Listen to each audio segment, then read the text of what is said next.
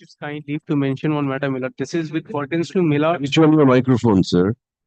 Millard, Millard, this was Millard, an order was passed on Millard. An order was passed on 12th of September 2023 by my Lord Justice Banerjee and my Lord Justice Apurva Sinha Rai. Millard, thereafter, I filed a modification application. Millard, what happens, Millard? You want listing of that?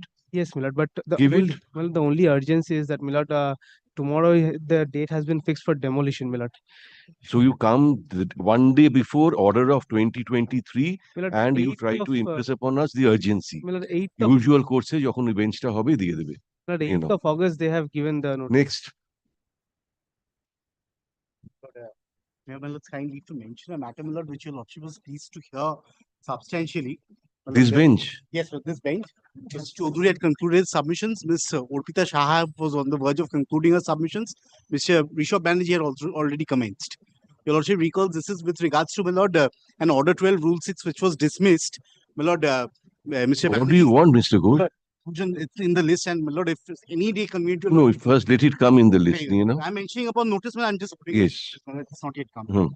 Great. Only one, Millard, indulgence.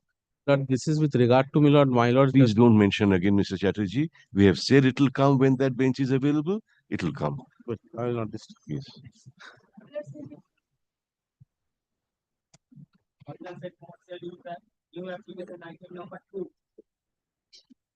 My Lord, in this matter, I am being led by Mr. Rudraman Bhattacharya. But my Lord, what I have heard that while coming to court, he has met with his car has met with an accident. My Lord, kindly keeps it at 2. If he comes down, my Lord may hear it at 2, or my Lord. No, not today. On the prayer made on behalf of the appellant, let this matter stand adjourned for the day. Grateful, my Lord.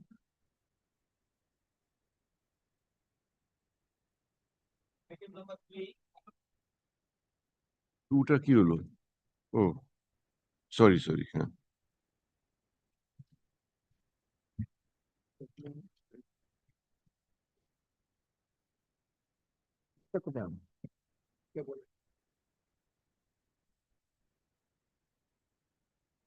Yes.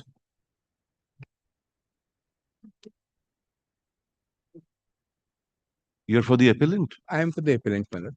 My Lord, thanks for the respondent. My Lord, this is a suit filed for, my Lord, infringement of trademark and also for passing off. The interlocutory application was heard only on the issue of passing off. You are the plaintiff or defendant? I was the defendant. My Lord, the order has been passed against my client, and so, my Lord, I have come up before your lordship. My Lord, if your lordship kindly takes the impugned order. If I may say, I appear along with my learned senior, Siddharth. I'm here with my learned senior, Lord. I'm being led by my learned senior, Lord. It's all right. Well, I'm told Mr. Luthra is appearing with me. I see. Siddharth. Yes, how are you, Mr. Luthra? I'm doing well, my Lord. Most kind of you. Grateful. Good. Most grateful.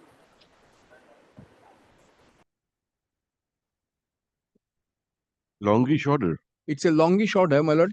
It was heard over a period of time, my Lord. It took about 7 days to hear, my Lord, both sides. And a lot of discussions on law had taken place. But the short and simple question is this.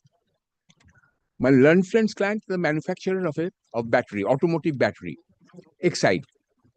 I am manufacturer of automotive battery also, inter alia. That is, my Lord, also automotive battery, but I manufacture, my Lord, your lordship sees the cause title, Amara Raja Energy and Mobility Limited. We manufacture, my Lord, battery, which is known as the Amaron battery is the main battery that we manufacture, and Elito battery is also we manufacture. The Amaron battery was there. That the box of the Amaron battery was green. Their battery is red. Now, so far as Elito battery is concerned, which was brought into existence in 2023 in the month of April, that was red. The grievance of my learned friend's client is this, that red has acquired a distinctive meaning associated with Exide. Therefore, by taking the red color, you are passing off your goods as my goods. A confusion is sought to be created in the market, and people will think that my battery is your battery. Your Lordship will be pleased to see in this connection, in the judgment itself, and we are grateful to the learned judge. Mr. Vitro, we have all the papers before us, papers that were All available. the papers should be before your Lordship. Then let us understand that we are hearing out the appeal. Yes, my lord, the time, my lord, has been given. My lord, for my lord, Lordship will find. No, it's been extended. 2 months. Yes, my lord, for a period of 3 months. Hmm. 2 months. 2 months. Not 2 months, Lord. From as prayed for by them, my lord, they, my lord, sought time, my lord, to comply with this order, my lord. They sought, learned judge had granted 1 month. They asked for 3, they were given 2. Right. So, my lord, it can So be. My lord, yes, let's Lord, hear if out I the Lord, may hear out the appeal. Not just one thing to supplement what my learned senior said. The suit was defective. First prayer is defective. The injunction application was defective. The court has not noticed that. They are asking for their products to be injuncted in the prayer, Lord. If your Lordship sees, it's actually quite, Huh? quite basic. my lord, And not now, There they've are got a yes, just a minute, Mr. we all Mukherjee. knew what we were Mr. arguing. Mukherjee. The learned judge, my lord, also knew, my lord, what order. My lord, the issue is, My lord, and this is can Mr. Mukherjee allow me, my lord, the learned judge, not if they chose to draft a defective suit, it is not my job to advise them. But once they draft a defective suit and defective application, how can you get relief on that? And they have now a monopoly on red blood, and it's quite. I'll show you lots. But my learned senior will lead, but there are defects which are ab initio, ought to have thrown out the suit itself. My lord, we shall point it out, my lord, when the matter will be heard. right. Why don't we? Hey, तारीख देखो, final date.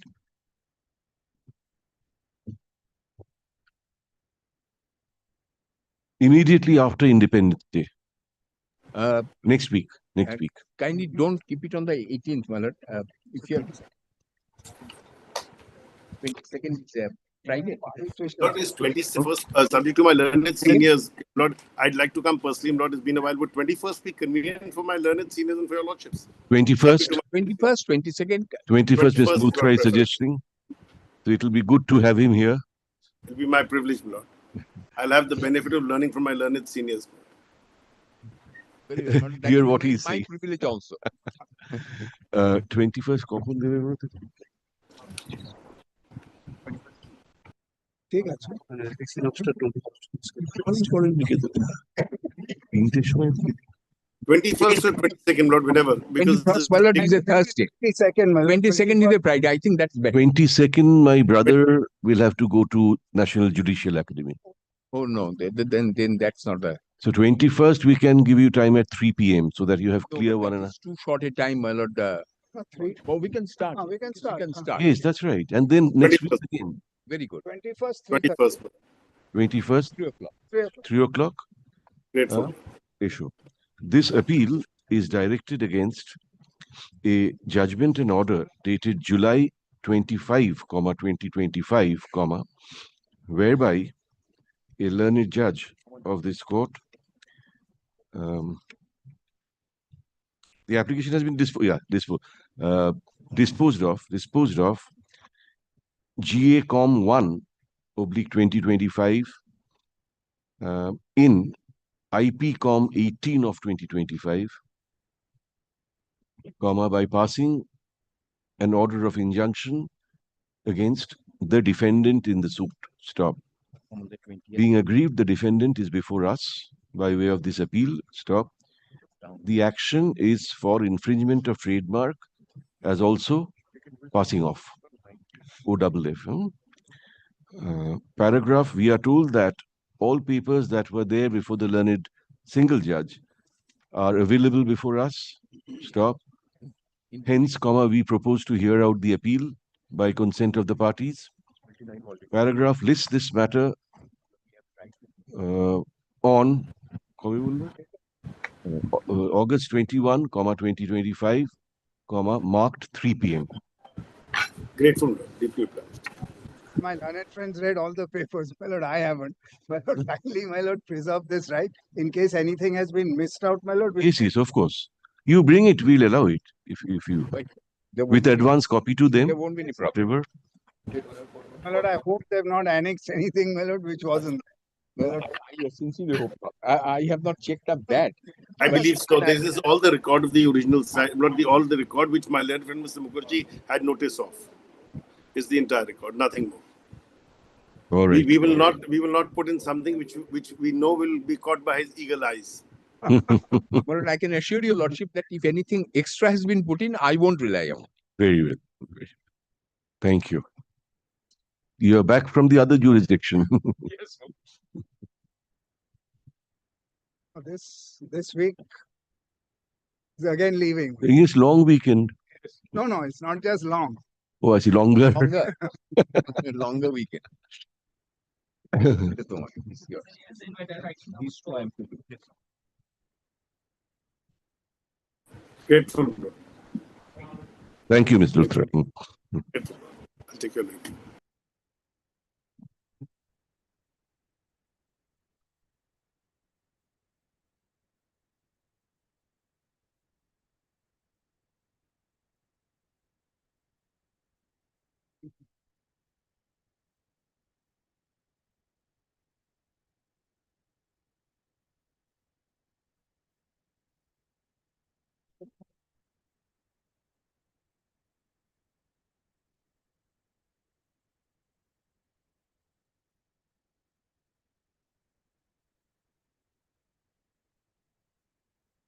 রত্নাঙ্ক আমি আজ শেষ করবো ওকে ডাকো একবার আমি শেষ করি আজকে আমি আজ ট্রাই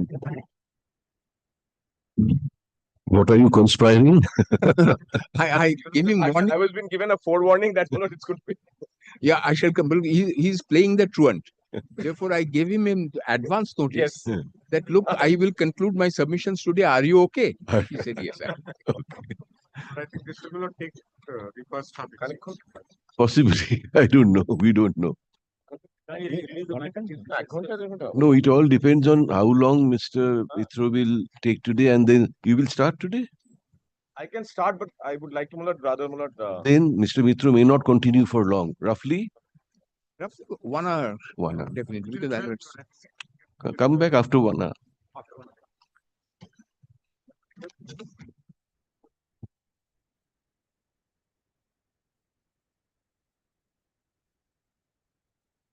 হয়ে গেছে এবার করো কোথায় গেল এটা তো ইয়ে রয়েছে যার মধ্যে award rate রয়েছে that paper book. Lordship will kindly give me 1 minute. There's so much of papers, but I get lost in this. Very well. তুমি আমারটা দেখো, আমারটা বাদ দাও। এর মধ্যে আছে। Lordship will be pleased to take, my lord, once more the award. I was on the award, my lord, on the last occasion. Now, my lord, I am going to address your lordship, my lord, on the issue of the damage which has been awarded. Quantum of damage, page 104, and I have placed it before your lordship. But your lordship will be pleased to find that here in para 219 at page 105,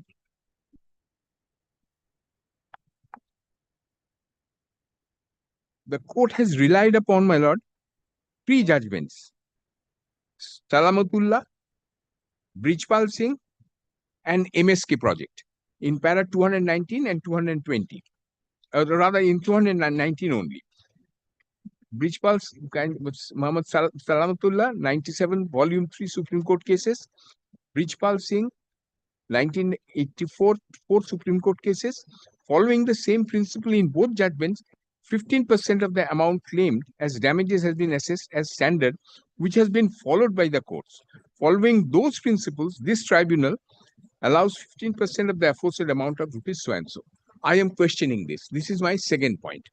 I am submitting to your lordship that even if I don't succeed on the issue of mitigation of damage, apart from, my lord, the question of, my lord, what evidence the court had relied upon, well, I submit to your lordship this 15% of damage is sort of blanket order could not have been passed. My lord, kindly take the judgment of Brijpal Singh.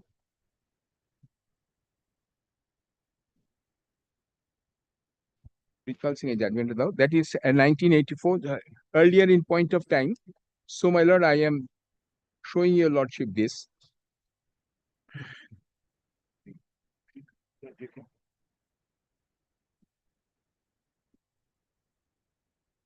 Brijpal Singh judgment now.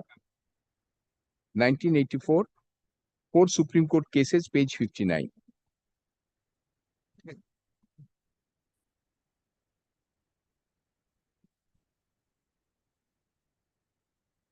My lord, kindly see in what circumstances this 15% damage was granted. Kindly come to paragraph 7. First is paragraph 7, just by way of introduction. The finding that there was a breach of contract on the part of the defendant that was established, that has been recorded in paragraph 7, second sentence, after the quotation. This finding clearly establishes the respondent was guilty of the breach of contract. Then, my lord, kindly come to para 9.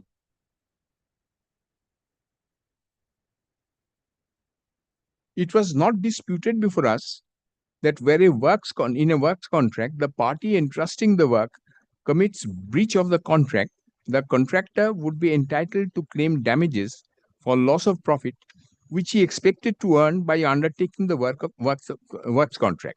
What must be the measure of profit and what proof should be tendered to sustain the claim are different matters. But the claim under this head is certainly admissible. Leaving aside the judgments of the trial court, which rejected the claim for want of proof, the High Court, after holding that the respondent was not justified in rescinding the contract, proceeded to examine whether the plaintiff contractor was entitled to damages under the head loss of profit. In this connection, the High Court referred to Hudson's Building and Engineering Contracts, 10th edition, and observed that in major contracts subject to competitive tender on a national basis, the evidence given in litigation on many occasions suggests that head office overheads and profit between 3 to 7% of the total price of coal, which is added to the tender. In other words, the High Court was of the view that the claim under this head was admissible. High Court, however, addressed itself to the question whether adequate proof is tendered to sustain this claim. Your Lordship, kindly note this. In this connection, it was observed that the loss of profit, when it is sought to be recovered on the percentage basis, has to be proved by proper evidence. Having settled the legal position in this matter, so by proper evidence, it has to be proved. Having settled the legal position in the matter, the High Court proceeded to reject the claim, observing that the bare statement of the partner of the contractor's firm that they are entitled to damage in the nature of a loss of profit at the rate of 20% of the estimated cost is no evidence for the purpose of establishing the claim. The High Court further observed that the appellant was not proved by any primary document the basis of its pricing for the purpose of quotation in reply to the tender, and more so when it has quoted 7.5% less than the original estimated cost. And in this view, the matter, the claim for loss of profit is unsustainable. Mr. Aneja, and this is important, para 10, learned counsel for the appellant urged that the appellant was placed at a comparative disadvantage on account of his two appeals arising from two identical contracts, inter partes, being heard on two different occasions by two different benches, even though one learned judge was common to both the benches. Mr. Aneja pointed out that in the appeal from which the cognate civil appeal number so and so arises, the same High Court in terms held that the claim by way of damage for the loss of profit on account of remaining work at 15% of the price of the work as awarded by the trial court was not unreasonable. The High Court had observed in the cognate appeal that the basis adopted by this learned civil judge in computing the loss of profit at 15%, kindly note this, in the basis adopted by the learned civil judge in computing the loss of profit at 15% on the value of the remaining work contract cannot be said to be unreasonable. In fact, the High Court had noticed that this computation was not seriously challenged by the state. Yet in the judgment under appeal, the High Court observed that actual loss of profit had to be proved, and a mere percentage as deposed to by the partner of the appellant would not furnish adequate evidence to sustain the claim. In this connection, the High Court referred to another judgment of the same High Court in the first appeal, but did not refer to his own earlier judgment rendered by one of the judges composing the bench in the first appeal number so-and-so. When this was pointed out to Mr. Mehta, his only response was that the court cannot look into record of a cognate appeal. Kindly see this is what my lord impressed the court. We find the response too technical and does not merit acceptance. We are not disposed to accept the contention of Mr. Mehta for two reasons. Firstly, that in an identical contract with regard to another portion of the same Rajkot Jamnagar road and for the same type of work, the High Court accepted that loss of profit at 15% of the price of the balance works contract would provide a reasonable measure of damage if the state is guilty of breach of contract. The present appeal is concerned with the same type of work for a nearby portion of the same road, which would permit an inference that the work was entirely identical. And the second reason to reject the contention is that ordinarily a contractor, while submitting his tender in response to an invitation to tender for a work contract, reasonably expects to make profit. What would be the measure of profit would depend upon the facts and circumstances of each case. It is not a sort of blanket thing, 15%, 20%, is a sort of charity of the judges. No. One has to, my lord, what would be the measure of profit would depend upon the facts and circumstances of each case. But that there shall be a reasonable expectation of profit is implicit in works contract. And its loss has to be compensated by way of damages if the other party to the contract is guilty of breach of contract, cannot be gainsaid. In this case, we have additional reason for rejecting the contention that for the same type of work, the work site being in the vicinity of each other, and for identical type of work between the same parties, a division bench of the same High Court has accepted 15% of the value of the balance of the works contract would not be unreasonable measure of damage for the loss of profit. So, my lord, Brijpal Singh's case says that 15%, first of all, it says that it will depend upon the facts and circumstances of the case. And one will have to lead evidence for the purpose of proving it. But in the facts of this particular case, two reasons had been given. That a coordinate bench had already granted 15% in respect of another portion of the same road. So the court said that I shall take this as a reasonable basis. And a second point that the court has said that a person expects a reasonable return of it. And that has to be proved. But in this particular case, identical time language is very, very clear. In this case, the second point, my lord. In this case, we have additional reason for rejecting the contention of the same type of work, the work site being in the vicinity of each other, and for identical type of work between the same parties. A division bench between the same High Court has granted. Between the same parties, they had been doing, my lord, this work of the construction of the road at two different places, the same type, same road. Now, if this is paragraph 11, now if it is well established that the respondent was guilty of the breach of contract inasmuch as the rescission of the contract by the respondent is held to be unjustified, and the plaintiff contractor had executed a part of the works contract, the contractor would be entitled to damages by a loss of profit. Adopting the measure accepted by the High Court in the facts and circumstances of the case between the same parties and for the same type of work at 15% of the value of the remaining part of the work contract, that damages for the loss of profit can be measured. So, my lord, my submission is this: A.T. Brijpal Singh, though the court had relied upon it, really, my lord, factually, it is different. The court said that why should I go into this question? A coordinate bench had already found that 15% damage is a reasonable. So I shall proceed on the basis of that. This is the one judgment, 1984 4th Supreme Court cases. The second judgment, my lord, has been referred to here, 1997, volume 3, Supreme Court cases, page 590.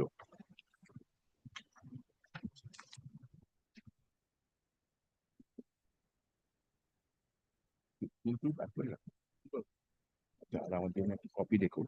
It is the other one. This is a very short judgment, and usual, my lord, language of Mr. S. Krishna Iyer, very readable. Kindly come straight away to paragraph 3.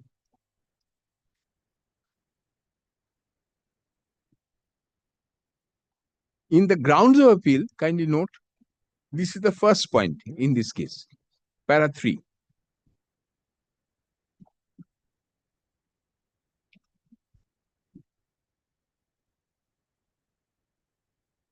In the grounds of appeal, there is nothing seen to indicate why 15% awarded by the trial court should not have been granted. There is only a general ground 6 in the memorandum of appeal, which does not make any specific point at all regarding the quantum of damages. So this quantum was not challenged.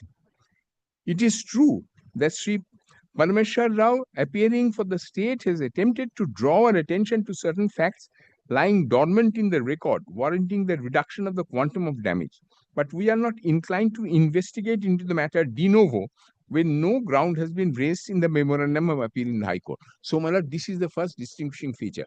The quantum of damage had not been challenged. Then, my lord. However, the High Court, after setting out the facts bearing on the question, on the quantification of damage, stated without any convincing reason, we think that it will be just and reasonable to put the profit at 10% of the contract price, which works out to rupees 1,25,000. No reason was given by the High Court. So, my lord, that has been recorded.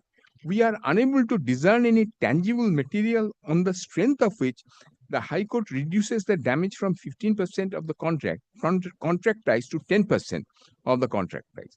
If the first was a guess, it was at least a better guess than the second one.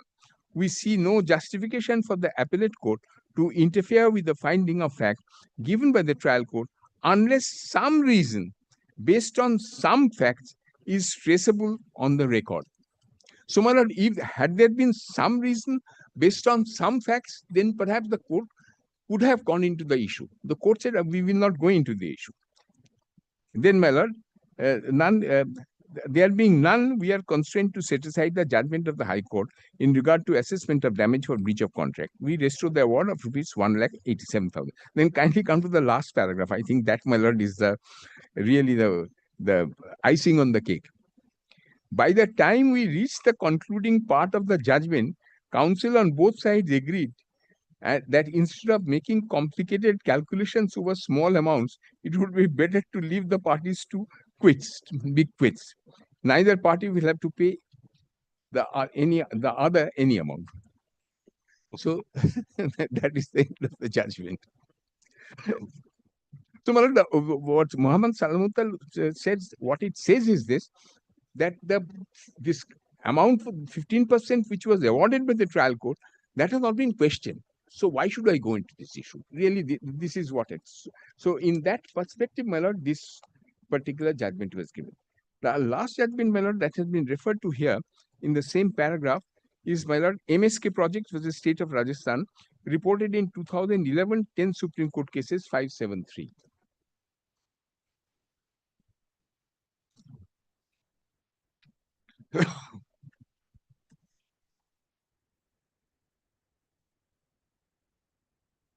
In fact, if your lordship asks me, really Brijpal Singh did not lay down any principle. Brijpal Singh said that the matter of damage has to be proved. I find there is sufficient proof in respect of a coordinate bench coming to a finding list. So I shall proceed on that basis. I don't see any reason why I should deviate from that. And particularly between the same parties in respect of the same road, two different stretches.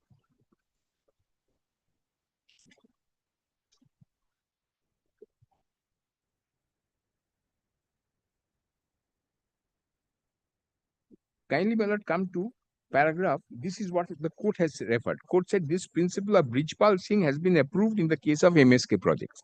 That is the last sentence in para 219 of the award. My lord, kindly come to para 39 at page 587.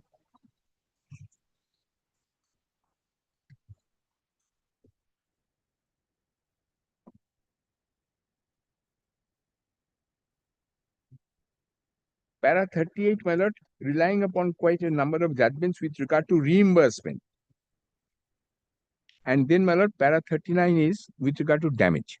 In A.D. Brijpal Singh versus State of Gujarat, while interpreting the provisions of Section 73 of the Contract Act, this court held that damages can be claimed by a contractor where the government is proved to have committed breach by improperly rescinding the contract, the same in our case, and for estimating the amount of damages. The court should make a broad evaluation instead of going into minute details.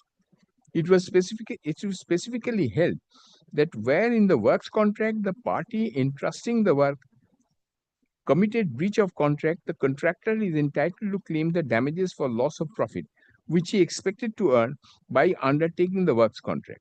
Claim of expected profit is legally admissible on proof of the breach of contract. Therefore, expected profit is legally admissible.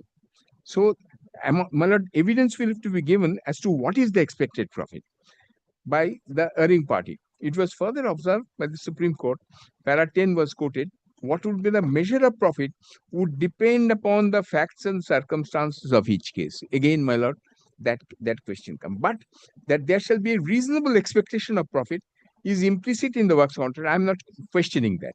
And its loss has to be compensated by way of damages if the other party to the contract is guilty of the breach of contract cannot be gainsaid. Then, my lord, the other judgments have been referred to here. Then, my lord, kindly come to para 41. I am not going to independently citing ONGC because this has been referred to and relied upon in all the subsequent judgments. Para 64 has been, section is to be read with section 74, as I submitted to your lordship, which deals with the penalties stipulated in the contract, inter alia, relevant for the present case, provides that where a contract has been broken, if a sum is named in the contract as the amount to be paid in case of such breach, the party complaining of the breach is entitled whether or not actual loss is proved to have been caused, thereby to receive from the party who has broken the contract reasonable compensation not exceeding the amount so named. Then section 74 emphasizes that in case of breach of contract, the party complaining of the breach is entitled to receive reasonable compensation, whether or not actual loss is proved also.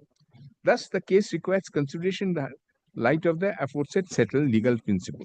And then it has gone on to consider, my lord, kindly see the details. Undoubtedly, the total construction was so and so. It is evident from the bid document, and then said the bid document further revealed that phase 2 of the work was worth rupees 354.75 lakhs, and it included repairing, maintenance, and second layer of bitumen. Then, my lord, kindly turn over the page. In the first phase, the private appellant spent 10.5 crores and recovered the said amount with certain profit, though the actual figure, that is the toll fee recovered, has not been disclosed. So far as the second phase is concerned, admittedly, the amount of so and so lakhs has not been spent by so and so. My lord, this has been considered, my lord, by the court for the purpose of arriving at the damage ultimately. Therefore, my lord, my respectful submission is this. All this has to be so because section 73 and section 74 are quite clear. You are entitled to claim damage if there is a breach. But what is the damage? That will depend upon the facts and circumstances of the case. And when you are deciding the facts and circumstances of the case, you take in terms of the section 73, the reasonable return on the capital, etc., etc. The elements will have to be taken into account for the purpose of ascertaining damage. Blanket order of 15%, my lord, this is not acceptable. My lord, on this aspect, my lord, these are the judgments cited. And my lord, now I will refer your lordship to and rely upon some of the decisions on which, my lord, I want to, my lord, make my submissions. My lord, kindly see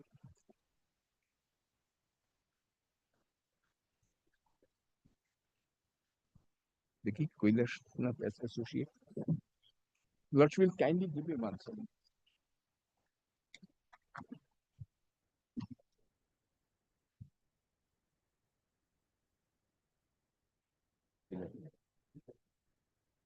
Well, I will refer to your lordship to three judgments. First is, my lord, 2015 4th Supreme Court cases, page 136.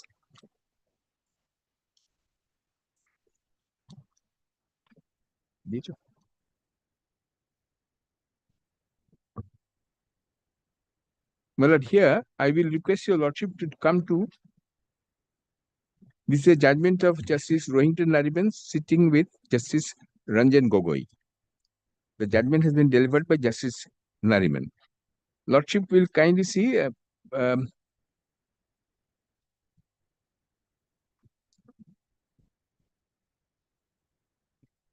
clause 4, which has been quoted in para 2 at page 142. In case of default or breach of compliance of any of the terms and conditions of the auction or misrepresentation by the bidder and or intending purchaser, the earnest money shall be forfeited. Then, my lord, kindly comes to page 145. This is the genesis of the dispute. This letter at paragraph 9, the letter has been put in a box. Delhi Development Authority is writing, my lord, to Koilashnath Associates, consequent upon your failure to deposit the balance 75% premium of the aforesaid plot and dismissal of CWP number 2395 of 1990 by the Honorable High Court, Delhi, I am directed to inform you that the bid allotment of the said plot in your favor had been cancelled and earnest money amounting to rupees so and so deposited by you at the time of auction has been forfeited. Then, my lord, paragraph 10. This is the suit which was filed. The appellant then filed a suit for specific performance on 17/2/1994 and in the alternative for recovery of damage and recovery of the earnest amount of rupees 78 lakhs. Shortly after the suit was filed, on 23rd February 1994, DDA re-auctioned the premises, which fetched a sum of rupees 11.78 crores. Now, my lord, I'm not troubling your lordship with anything else. Kindly, my lord, the trial court said that the forfeiture of the earnest money was not in order. Kindly come to para 12. The appellate division bench, my lord, upset that. The DDA appealed against the single judge's judgment to a division bench of the Delhi High Court. The division bench set aside the judgment of the single judge, holding that the forfeiture of the earnest money by DDA was in order. So this, my lord, brought the matter to the Supreme Court. I will request your lordship, my lord, now straight away there are a lot of judgments cited and, my lord, discussed.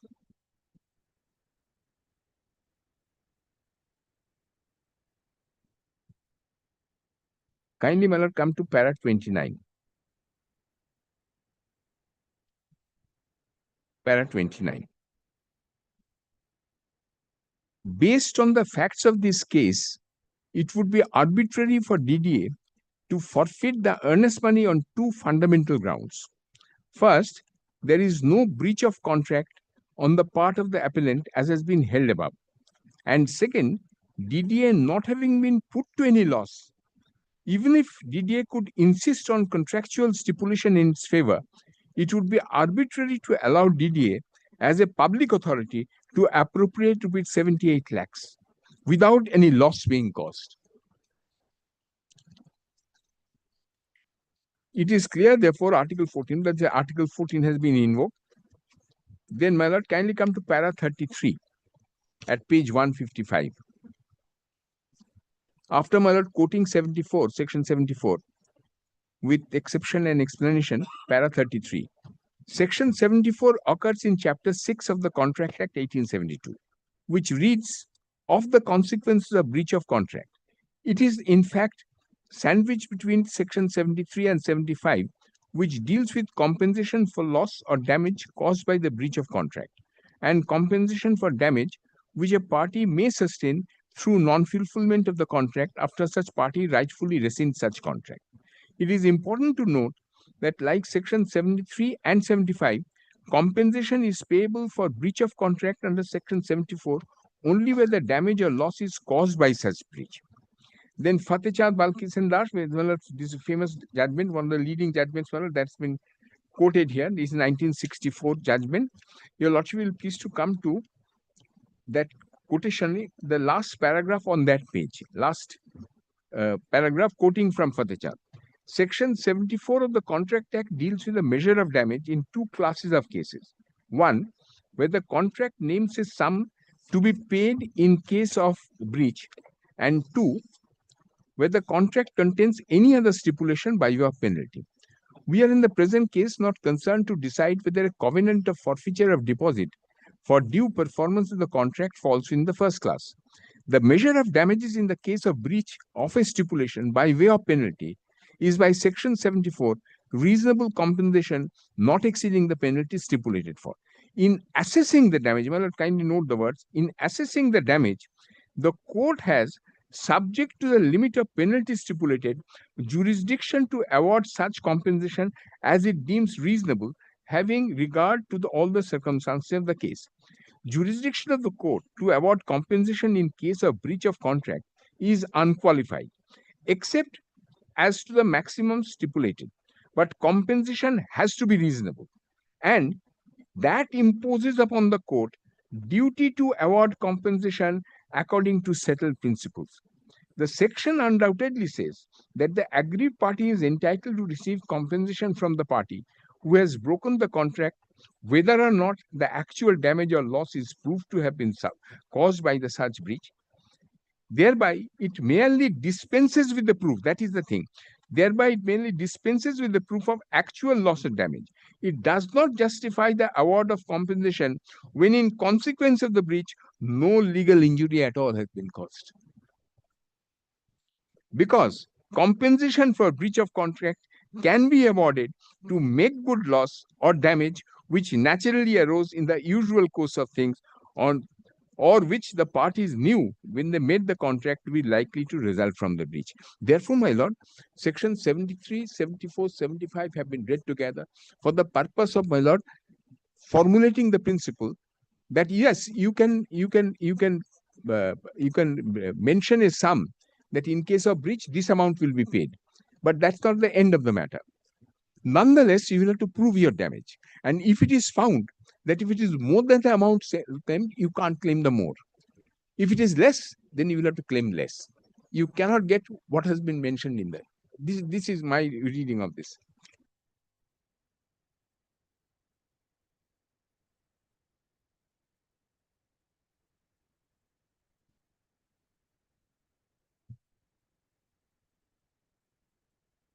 My lord, kindly come to and this is another leading case on the subject, Molobux versus Union of India. That has been referred to in paragraph 35. I'm not going to read out the entirety of this paragraph. This is the longish paragraph which has been quoted. My lord, kindly come to placitum E of this Molbux's judgment. But the expression whether or not actual damage or loss is proved to have been caused thereby. Well, at one point of time, there was this conception that you don't have to prove the damage, whether or not actual damage is caused thereby. Supreme Court explained it, what it means. Kindly see what it says. But the expression whether or not the actual damage or loss is proved to have been caused thereby is intended to cover different classes of contract which come before the court. In case of breach of some contract, it may be impossible for the court to assess the compensation arising from breach. While in other cases, compensation can be calculated in accordance with the established rules. Where the court is unable to assess the compensation, the sum named by the parties, if it be regarded as a genuine pre-estimate, may be taken into consideration as a measure of reasonable compensation. but not if the sum named is in the nature of a penalty. Where loss in terms of money can be determined, the party claiming compensation must prove the loss suffered by him. By mentioning a figure that does not exonerate a party from proving the loss, he will have to prove this.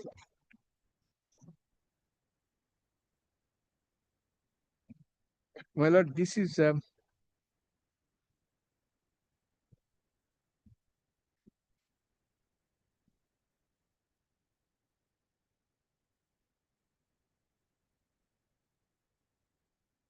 my lord, I will just check, my lord, one.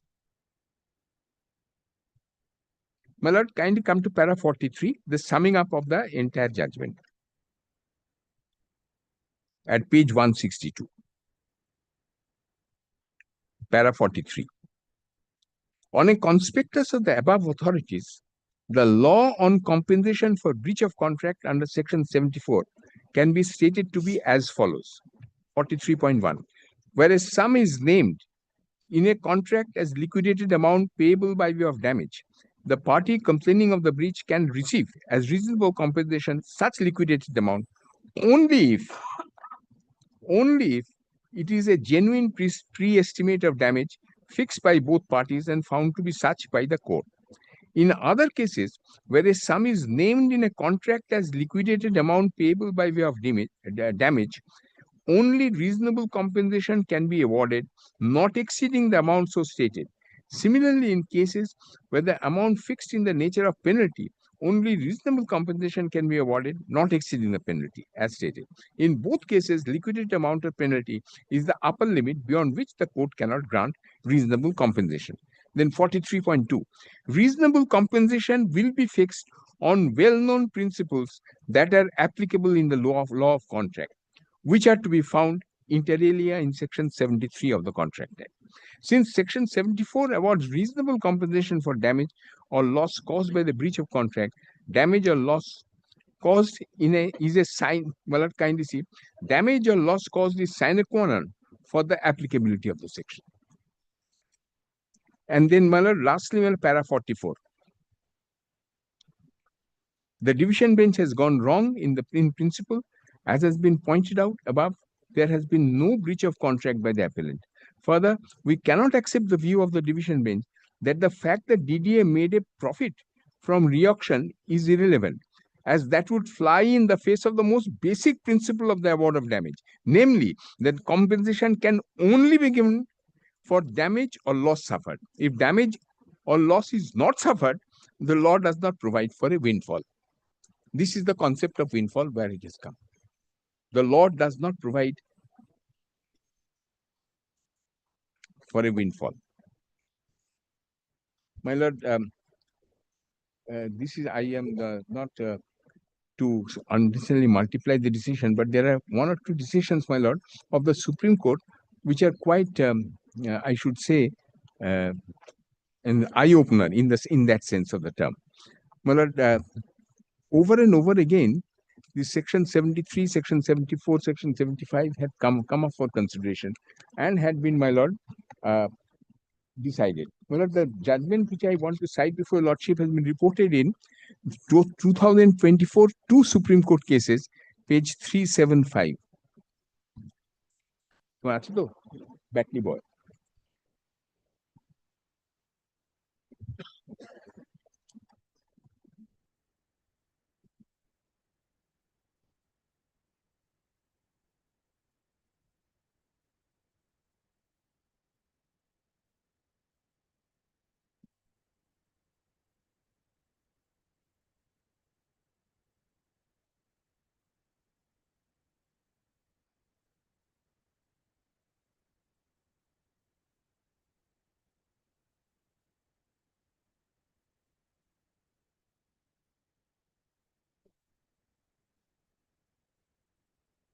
My lord, this is, my lord, Batley Boy Environmental Engineers Limited versus Hindustan Petroleum Corporation Limited.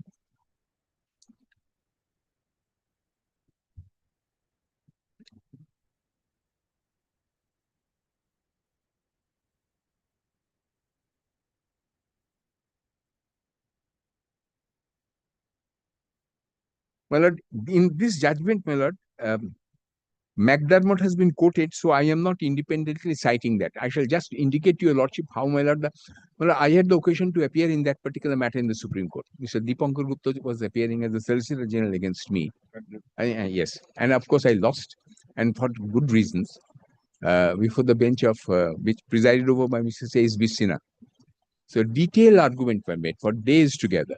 And thereafter, my lord, detailed judgment had been given. I shall come to that. Your lordship, can you take this? This has quoted that particular judgment of Justice S.B. Sinha. My lord, his lordship had taken the trouble. And in fact, my lord, we cited this.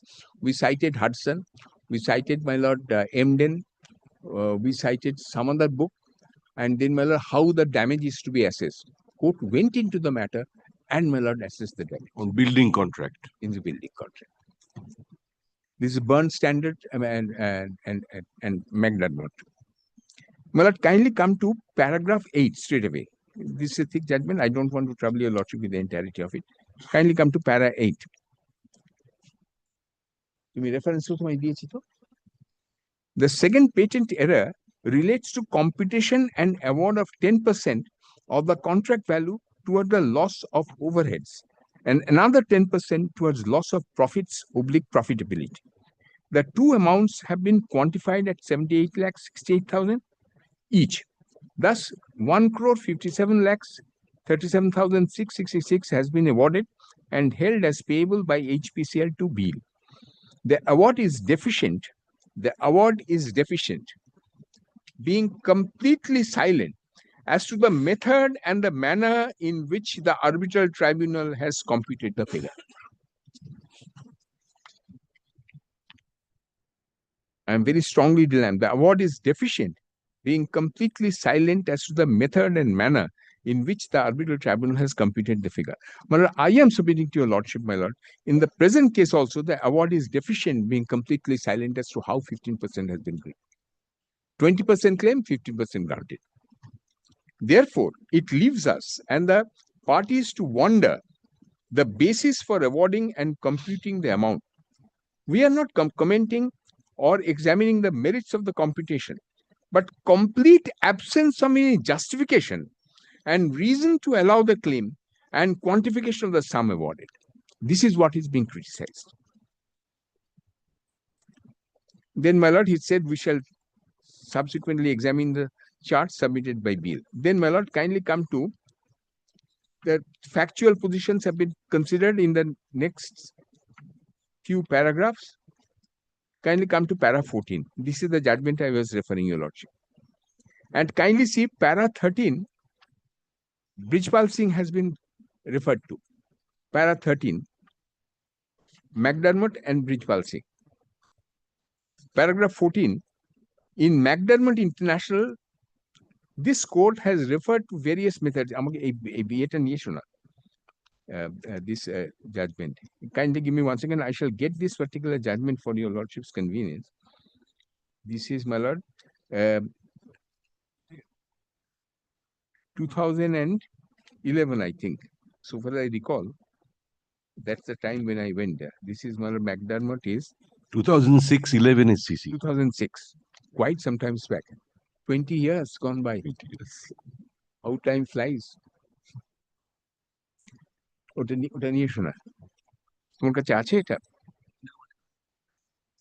2006-11 Supreme Court cases, page 181.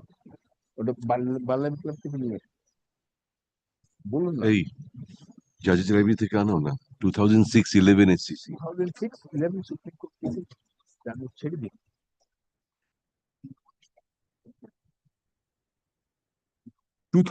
McDermott famous না দেখলে তোমরা কি করে করছো McDermott is the Byrne Standard 2006-11 Supreme Court cases 181. Lordship will kindly come to para 14 of this judgment. In McDermott International, this court has referred to various methods of computation of damages in para 102 to 107. In particular, reference has been made to Hudson's formula, Emden's formula, and Eichley's formula. Yes, I forgot about this. In the following terms, method of computation of damage. I am not troubling your lordship with this, my lord. Computation damage depend upon the facts and circumstances of each case. Then para 102A. In the assessment of damages, the court must consider only strict legal obligations and not the expectations, however reasonable, of one contractor that the other will do something that he has assumed no legal obligation to do. The arbitrator quantified the claim by taking recourse to the Emden formula. The learned arbitrator also referred to other formula, but as noticed here and before, opined that the Emden formula is a widely accepted.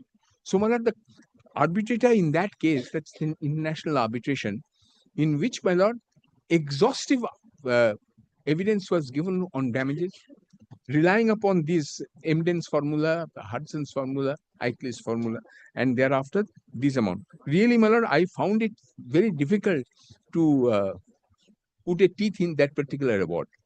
And my lord, then my lord, kindly come to turn over the page. Hudson's formula, that has been quoted. Emden's formula, that has been quoted. Eichley's formula, that has been quoted. A, B, C. And then, my lord, para 105, the next page. Before us, this is a quoting from my lord McDermott. Before us, several American decisions have been referred to by Mr. Dipankar Gupta in aid of his submission that the Emden formula had been since been widely accepted by the American courts. And then, my lord, these judgments were cited. We do not intend to delve deep into the matter, as it is an accepted position that different formula can be applied in different circumstances. And the question as to whether damages should be computed by taking recourse to one or the other formula, having regard to the facts and circumstances of a particular case, would eminently fall within the domain of the arbitrator. So this is what was required before the arbitrator. Then, my lord, kindly come to para 15. McDermott International refers to section 55 and 73 of the Contract Act, which deal with the effect of failure to perform at a fixed time in contracts where time is of the essence, and computation of damage caused by breach of contract, respectively, and states that these sections neither lay down the mode nor how and in what manner computation of damage for compensation has to be made. As computation depends upon the attendant facts and circumstances, and methods of computation, methods to compute damages, how the quantum thereof should be determined is a matter which would fall within the domain and decision of the arbitrator. This is without doubt a sound, legal, and correct proposition. However, the computation of damages should not be whimsical and absurd, resulting in a windfall and bounty for one party at the expense of the other. I strongly rely upon this statement. And I am submitting to your lordship that this particular award does not give any indication as to how this damage has been computed. The computation of damage should not be disingenuous. The damage should be commensurate with the loss sustained. Loud and clear. In a claim for loss on account of delay in work attributable to the employer, the contractor is entitled to loss sustained by the breach of contract to the extent so far as the money can compensate. The party should be placed in the same situation, which fell from your lordship. The party should be placed in the same situation with the damages as if the contract had been performed. The principle is that the sum of money awarded to the party who has suffered injury should be the same quantum as he or she should have earned or made, if he or she had not sustained the wrong which he or she is getting compensated. Then, my lord, having examined, kindly see the way the court had gone into the issue of the quantification of damage, page after page. My lord, this should have been done.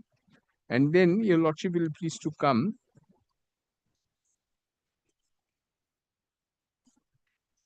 to paragraph 39. This is where, my lord, the award comes in.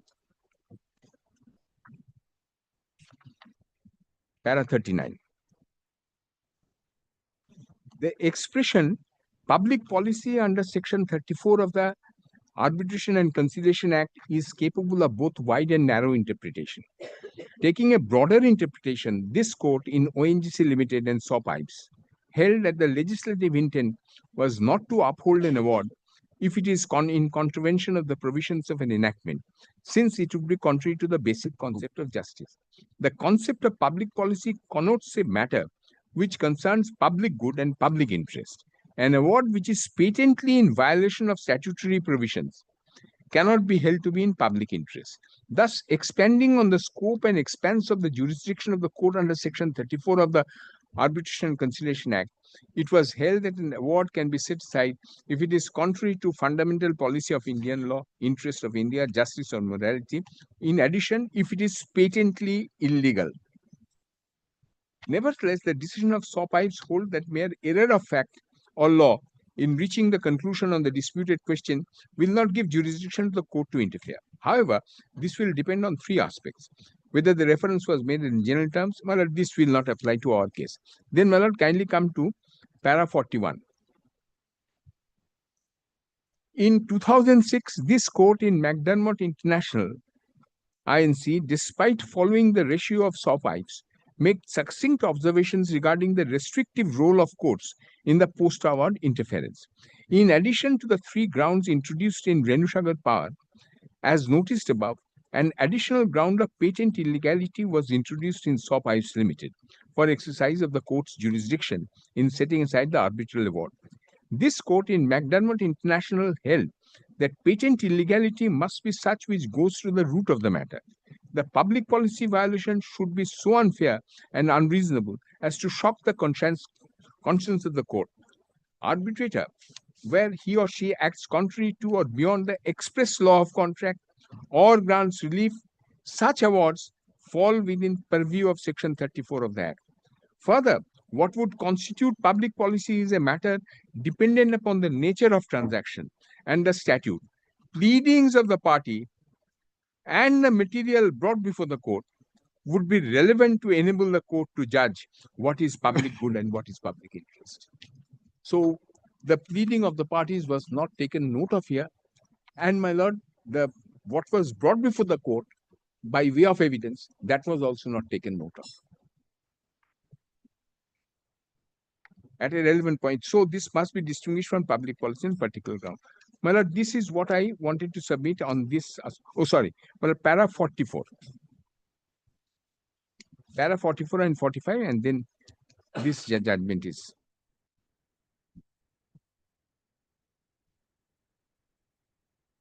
The decision of this court in Associate Builders elaborately examined the question of public policy in the context of Section 34 of the Arbitration and Conciliation Act, specifically under the head Fundamental Policy of Indian Law. It was firstly held that the principle of judicial approach demands a decision to be fair, reasonable, and objective. On the obverse side, anything arbitrary or whimsical would not satisfy the said requirement. Referring to the third principle of Western Gecko, it was explained that the decision would be irrational and perverse if it is based on no evidence, number one. If the arbitral tribunal takes into account something irrelevant, number two. All three are satisfied here in my case. And number three, ignores vital evidence in arriving at the decision. Well, I just rely upon this paragraph for the purpose of challenging this award. I say this has summarized the word. Each one of them, it is based on no evidence. If the arbitral tribunal takes into account something irrelevant, and number three, ignores a vital evidence. Well, irrelevant is, my lord, 28.47, and ignores vital evidence, my lord, ignoring, my lord, the issue of mitigation of damage. Then it says that in Gopinath and Sons, it has been held that apart from the cases where finding of fact is arrived at by ignoring or excluding, finding of fact is arrived at by ignoring or excluding relevant materials or taking into consideration irrelevant material, the finding is perverse and infirm in law when it outrageously defies logic as to suffer from vice of irrationality. Well, I am not citing Gopinath and Sons, my lord, independently because it has been relied on here. Then, my lord, Kuldeep Singh clarifies that finding is perverse when it is based on no evidence or evidence which is thoroughly unreliable, and no reasonable person would act upon it. If there is some evidence which can be acted and can be relied upon, However compendious it may be, the conclusion should not be treated as perverse. This court in Associate Builders, again, my lord, it has gone on to say, I am not troubling your lordship, the details of it. My lord, so I rely upon this judgment in support of this contention that I am making. And the last decision I shall cite before lordship is a more recent decision, which is, I do not think it has been, it is not more recent in the sense, my lord, this is 2024 I cited. This is a judgment, my lord, which is on 2023 SCC Online Supreme Court 1366. The case of Unibros versus All India Radio.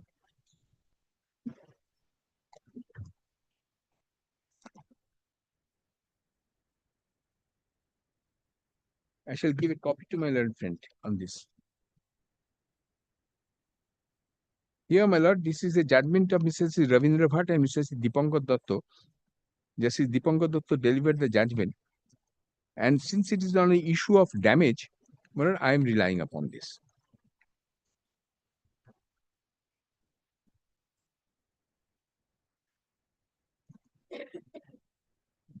Yes.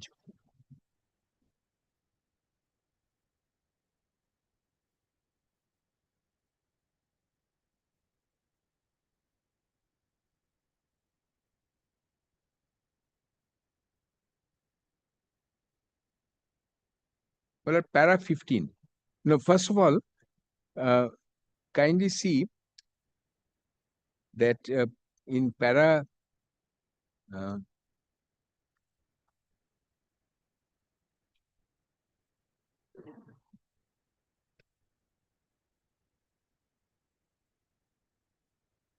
para 13, there is reference to Hudson's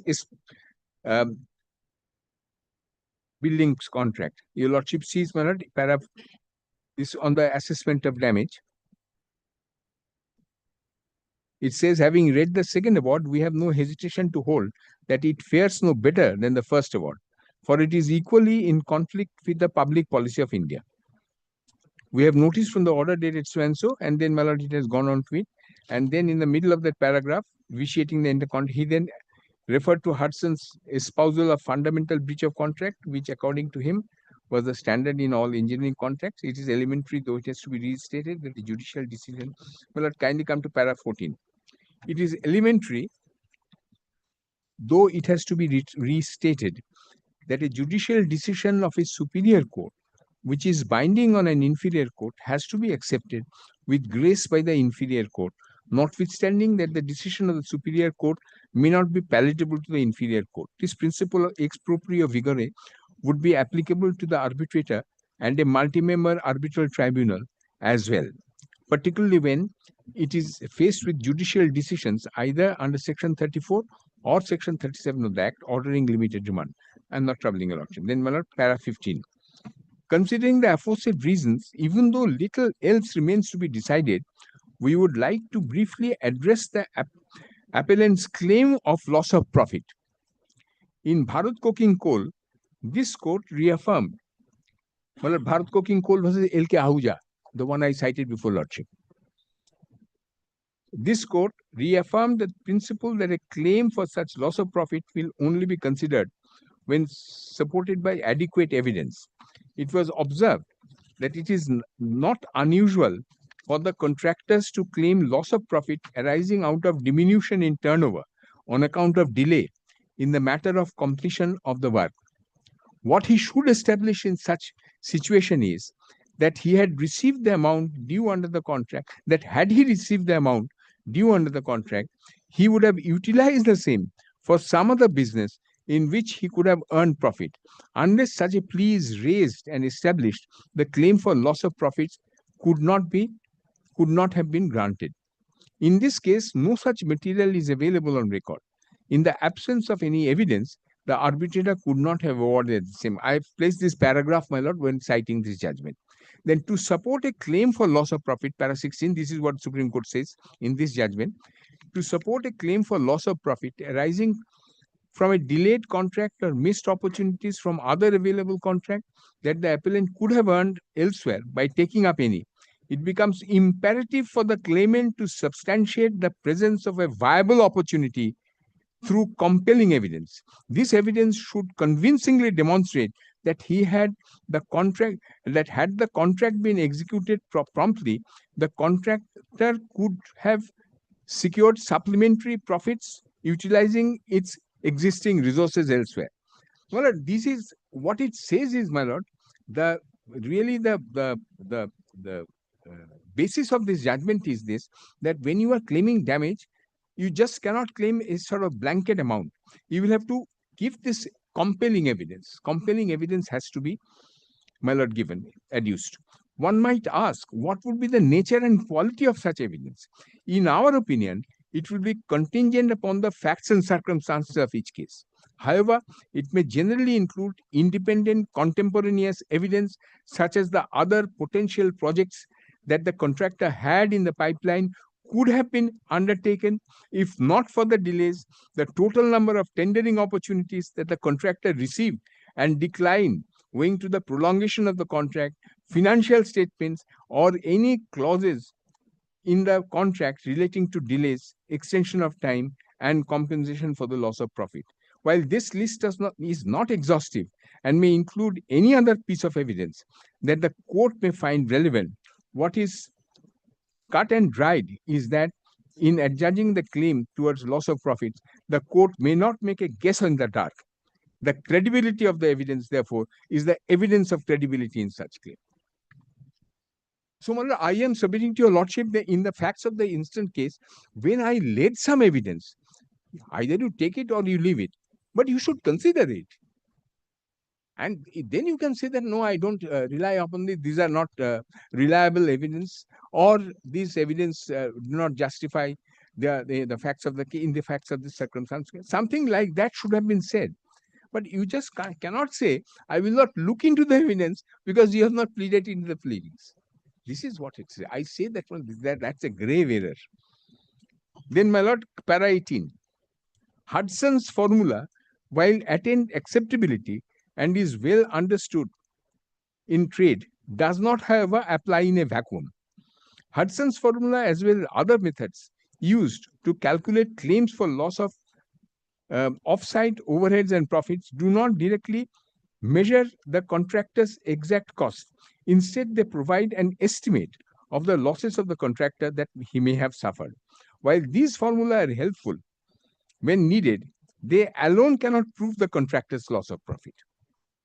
They are useful in assessing losses, but only if the contractor has shown with evidence the loss of profits and the opportunities it suffered owing to the prolongation.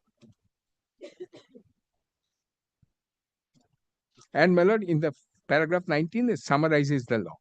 The law as it should stand thus is that for claims related to loss of profit, profitability, or opportunities to succeed, one would be required to establish the following conditions. First, there was a delay in the completion of the contract. It doesn't apply in our case.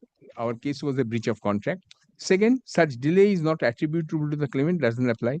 Third, the claimant's status is an established contractor handling substantial projects. Fourth, credible evidence to substantiate the claim of the loss of profitability. On perusal of the records, we are satisfied the fourth condition, namely, the evidence to substantiate the claim for the loss of profitability remains unfulfilled in the present case. So, my lord, with this, my lord, I conclude my submissions. Only thing is, I just hand up to your lordship. I've got a copy of this. This is a very exhaustive judgment of Mr. S.B. Sinha, which perhaps I should have had a copy to give to your lordship. I shall make a copy of this and give to your lordship, just to show to your lordship how, my lord, the court goes into the question.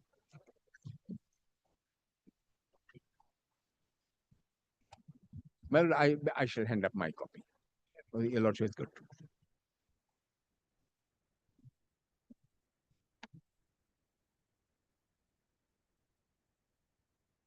And this particular judgment has been quoted in subsequent judgments in extenso.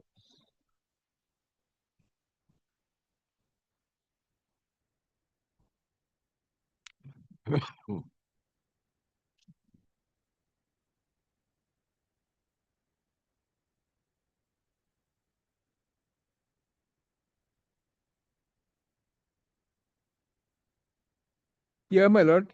The issue was section 55 of the Contract Act with regard to the time being in the essence of the contract or not. And my lord, there was a delay in the matter of execution of the contract. And my lord, kindly come to page 222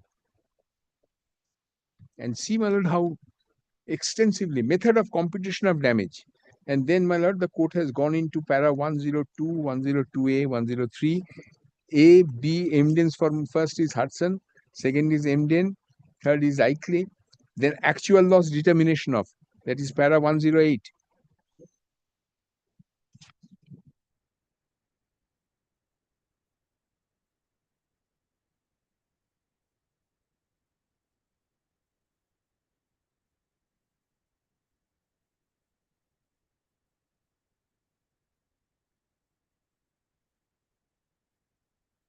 Then, my lord, it has gone on.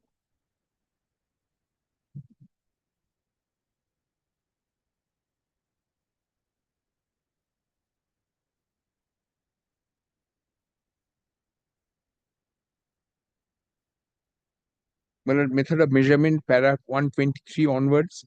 In para 124, my lord, my submissions had been rejected. Then, my lord, it has gone on. No, I am not troubling your lordship with the entirety of it. These are my respectful submissions, my lord. If there is anything, any other question your lordship has, well, I shall be glad to answer your lordship. My lord, he is on his legs, my lord, in another court.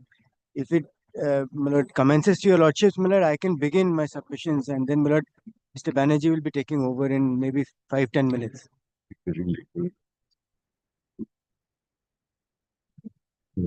Let it retain its position where it is. Mr.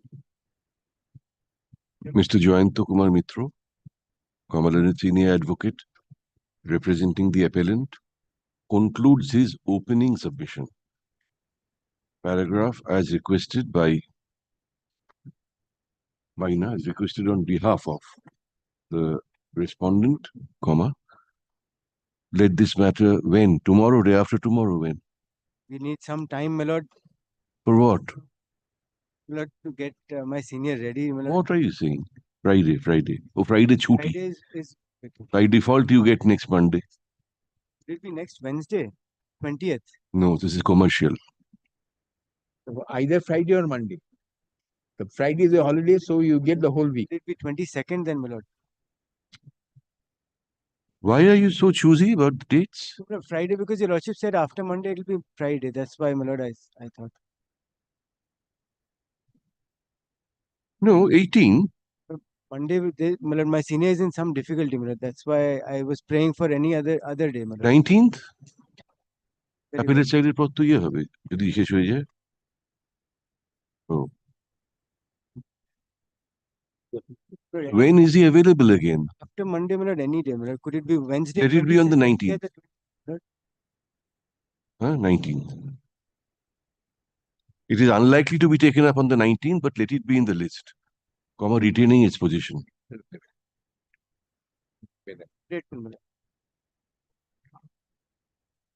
My lord, very grateful to your lordship for a patient hearing, my lord, dear lord. It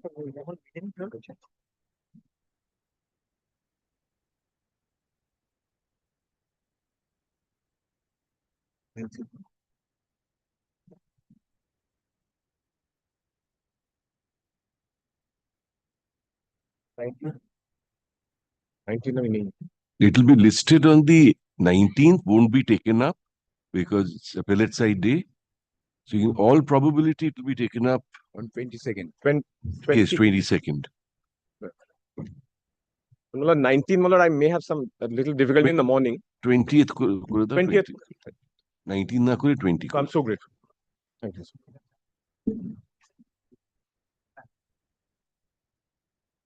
We'll be ready to start on that.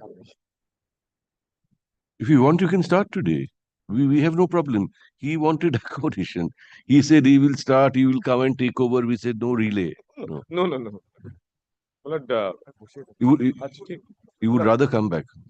no, Mullah, I'm also ready to start, Mullah, at least, Mullah, Lord wants, Lord, 10-15 minutes, Lord, I can start. If Lord wants, No, otherwise, why Lord, 10-15 minutes? If you start, then carry on. Otherwise, start later. 12টার পর শুরু করুন, 12টার সময় just at the board meeting উঠেই যাচ্ছে। great. ওই তো যা বলেছি।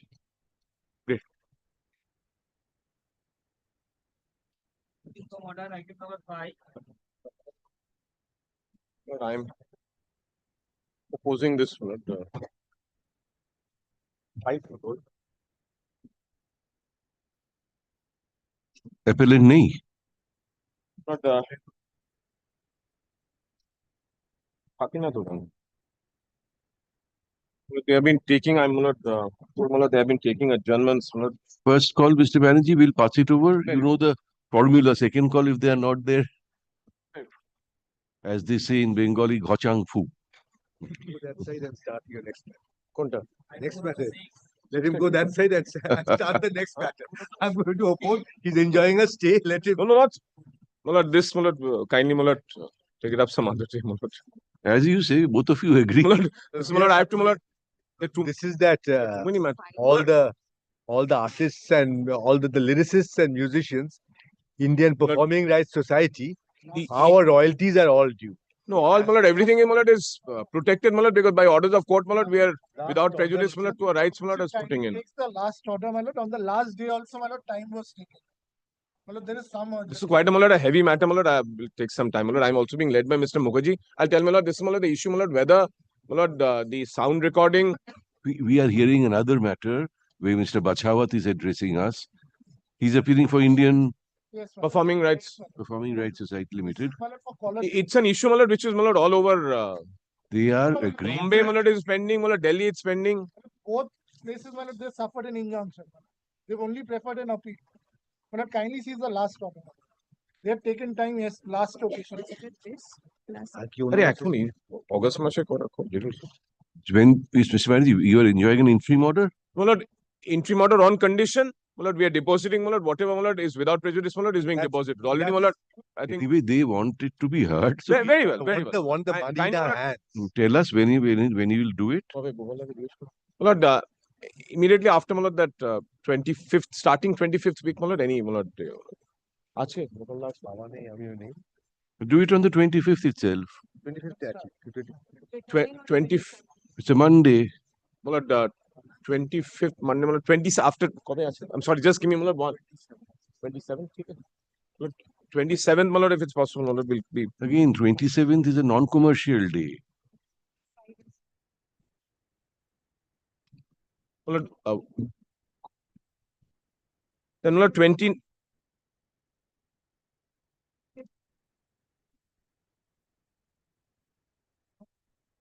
Can be 1st September.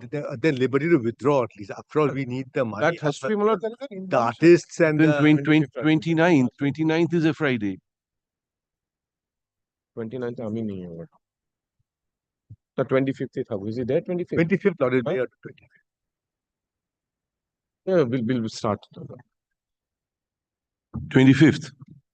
Oh, karinga ache. It's morning, 25th is a commercial day. Yes.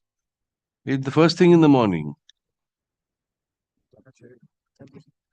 এটা কি আলাদা আলাদা অর্ডার হচ্ছে? Separate? Look,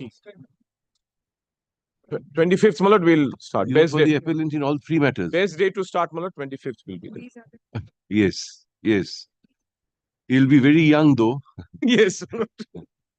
Maybe, my lord, I would have caught up with some wisdom. That's all, my lord, in anticipation and hope. Accommodation, lekho.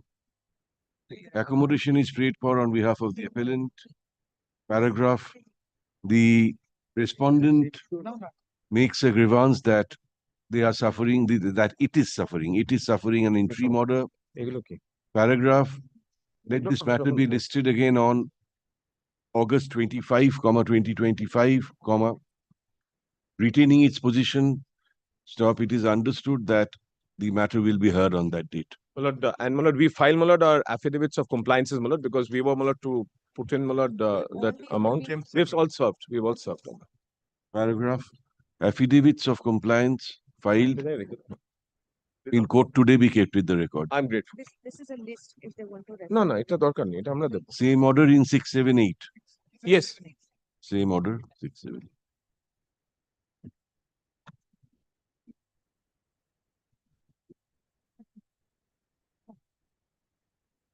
Because it's a monthly thing. It's there in the affidavit. It's not part of the paper. It doesn't matter. Well, You are still the president of IPSA. Oh. For another couple of weeks, I hope. Beyond that, AGM is end of this month. I'm relieved. Yes, Mr. President. Mr. President. Well, only one. I'm sorry, my lord. The affidavits of compliance are not part of the paper book because, my lord, it's a monthly, my lord, affidavit compliance which we have to do. I don't think, my lord, it requires to be a part of the paper book. My lord, it can be, my lord, there. But the England trip was nice. That was very nice. I were very well arranged by them. Nice. It was some things I did which I wouldn't have done. And with Mr. Joint Mitra, my father, all of them, it was a nice experience. And sponsored by IPSA. No, no, each one pays. Each one pays. But the arrangements are. I just didn't want to ask that. My lord. He should have sponsored everyone. Peanuts for him. Absolutely. All right, 25th. Judge উঠছেন? Oh, ঘুরে আসি তাহলে।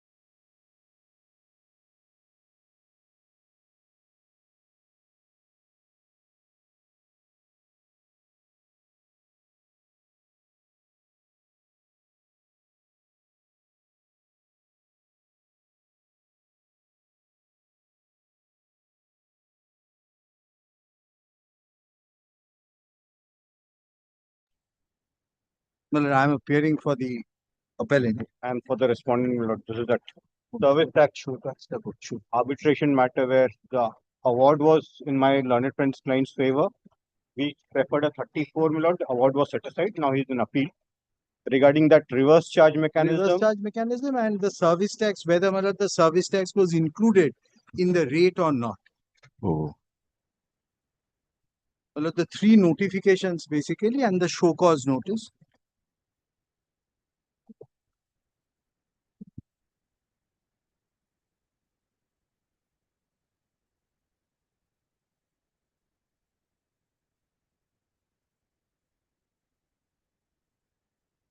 oh, 100% incidence on railway that.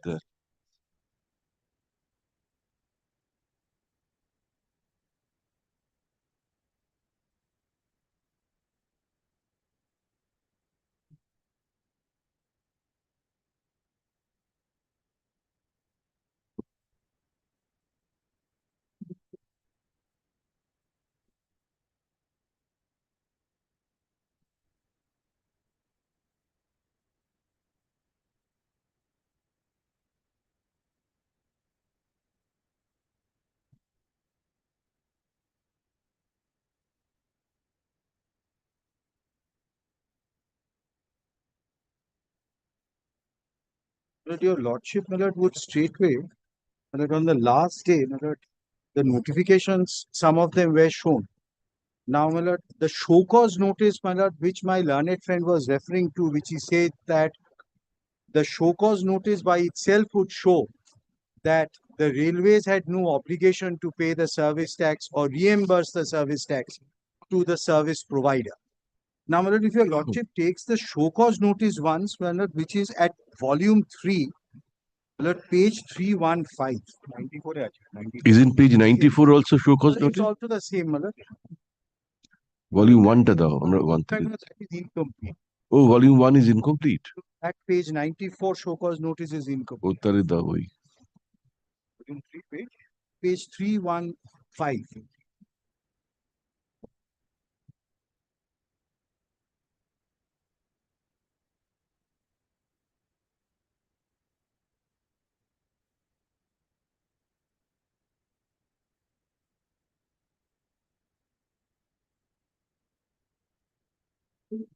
Yes.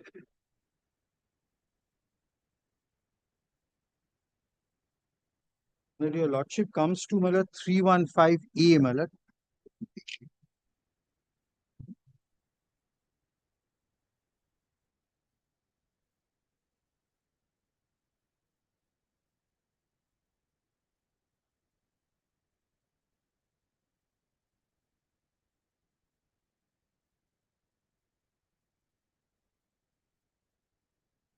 You know, that is the show cause notice. Now, if your lordship, my lord, sees, my lord, I'll just place the 2 pages and then I'll come straightway, my lord, to page 349. My lord, whereas it appears that Messrs.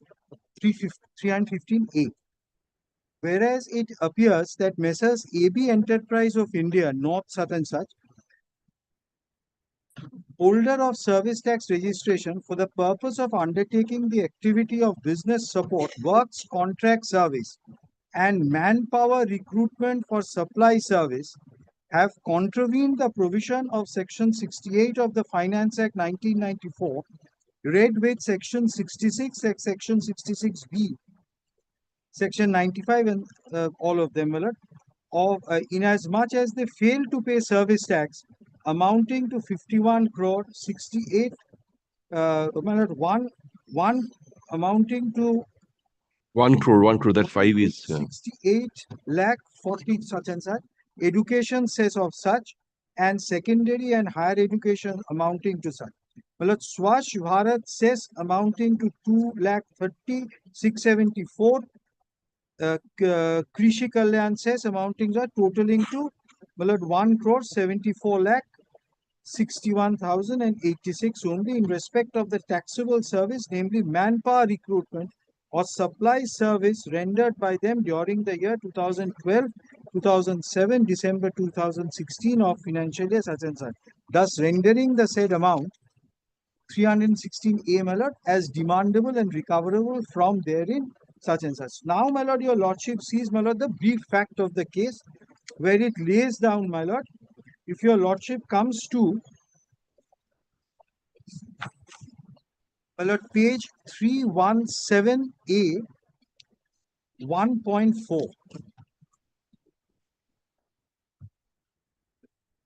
No statutory account was found to have been maintained by the firm, particularly the service bills based on which the volume of service rendered could be ascertained was not found on such, to which it was explained by Sri A. Bonjo under statement dated 19/2/2014 to summons that as per the procedure of railway, the railway officials prepare the bill after taking the measurement of the work done. Copies of the said bills are not served to them. The amount released to them is straightway credited to the bank account through electronic fund transfer. Now, your lordship, my lord, kindly comes to page, my lord, that is the holding or the reasoning given by the department. If your lordship, my lord, comes to page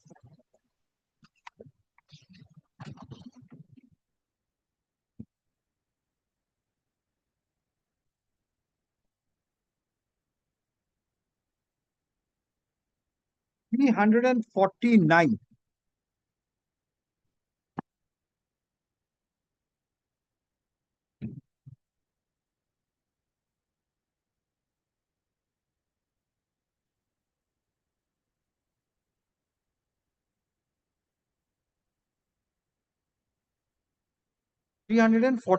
A.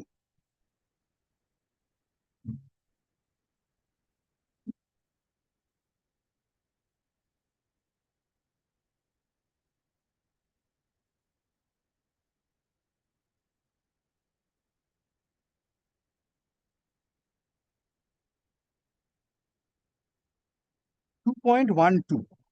The deposition and submission made by the assessee, as mentioned above, in regards to reimbursement of service tax, where the assessee had unequivocally submitted that service tax was not paid from the surface recipient railways, to them needs further observation.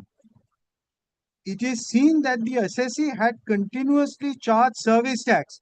Your lordship kindly marks that in their invoice bills, which have also been accepted by the railways and mentioned in the account bills.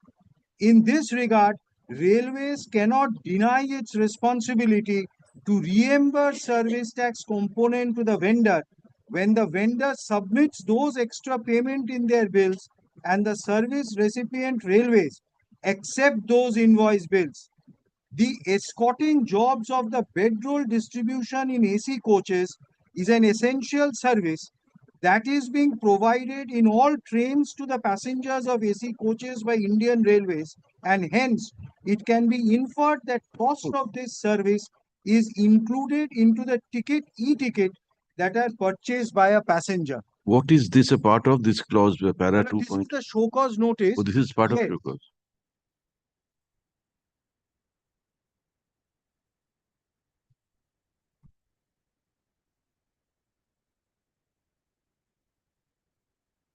Now, my lord, 2.13. My lord, previously what had happened is they had they had examined everyone, and this is the holding after the examinations and everything which they are giving in the show cause notice. Now, your lordship says 2.13.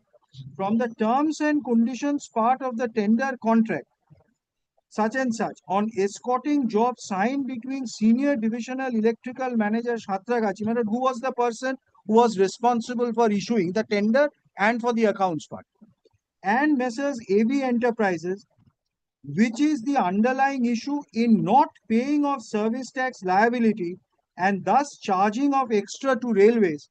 It is seen from the conditions of prices of para 2.2 under unit prices where it is mentioned, the rate quoted by the tenderer shall include all incidental charges like freight transport, loading, unloading, handling of materials, lifting, descent, insurance, coverage of bankers' charges, indemnity bond, VAT, sales tax, excise duty, octroi, and other taxes and duties, etc.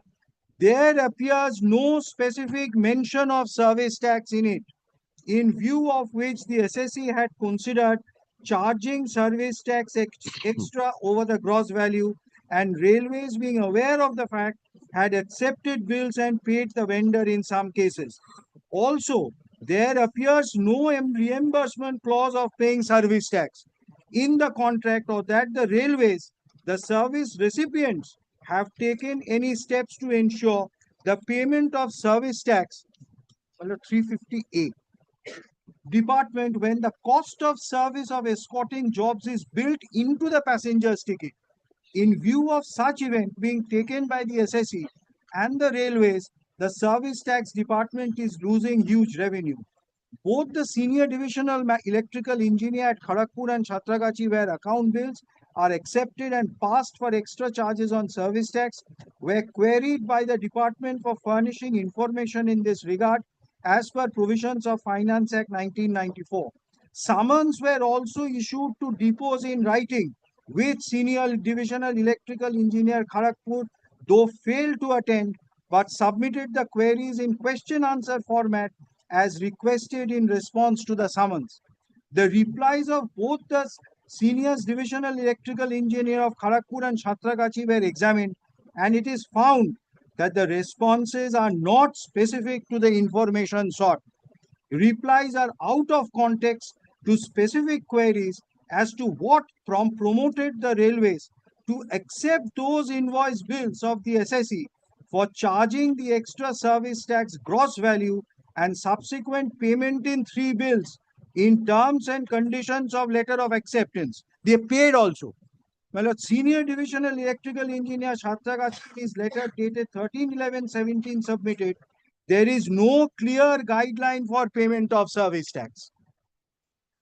It was also submitted that it was clarified by board-wide letter number such and such that railway will not pay the service taxes. So no service tax had been paid to the contractor against the said agreement for other bills. However, for better clarification, you may be approached to our accounts department senior division. This was the answer. Then your lordship says 2.15. The senior divisional electrical engineer Kharagpur, to most of the specific queries, did not provide proper information by replying as no comment as per GCC, not related to this department, as per verbal guidance, as per his letter number such and such. The relevant portion of his replies as per the question answer format is produced below. Your lordship sees, my lord, what are the answers? As per the agreement contract of railways, what is the position of vendor number 1 contractor on escorting job for payment of service tax as per GCC? 12. Is or was the cost of service escorting job of attendant for bedroll distribution provided on behalf of railways to the passenger of AC coaches was included in the cost of tickets and directly charged to the passengers over the e-tickets?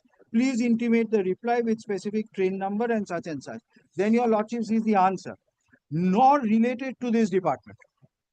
Then, is railways bound by the agreements for payment of service tax to vendor if the quote of escorting job service provided to a passenger is included in the ticket? No comment. Not related to this department. What is the price construction method of rate on escorting job contracts signed during the 2011 to 1987-2017, with the element of service tax be included in the contract of escorting? Kindly mark this, my lord, what he says.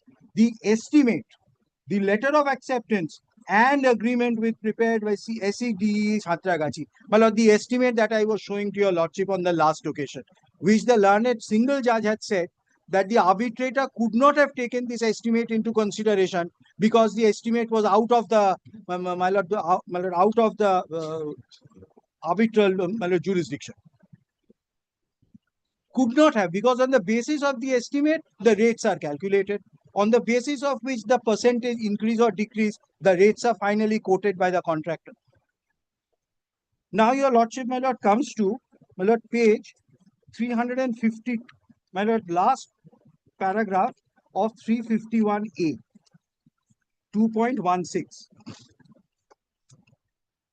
The clarification as provided by Senior Divisional Electrical Engineer Chhatragachi submitted, there is no clear guideline for payment of service tax. And however, for better clarification, you may approach to our Accounts Department Senior Divisional Finance Manager. This undoubtedly proves that component of service tax has not been included into the incidental charges. VAT, sales tax, excise duty, octroi, and other taxes and duties in the conditions of prices of para 2.2 under unit prices of the tender agreement. The clarification adduced by citing of the Railway Board letter dated 27th May 2014, which is about railway not being body corporate, has nothing to do with the actual contract agreement dated 25th of August 2012, signed between the railways and the contractor. Now I'll show your lordship what was the letter which was given by the railways saying that I'm not a body corporate with respect to what? Your lordship, my lord, kindly comes now, takes up, my lord, the first notification, which is, my lord, at, my lord, at volume 3, page 304.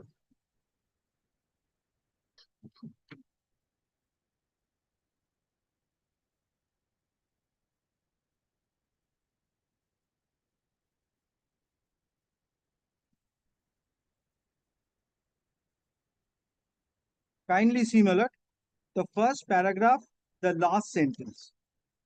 Except as respects things done or omitted to be done before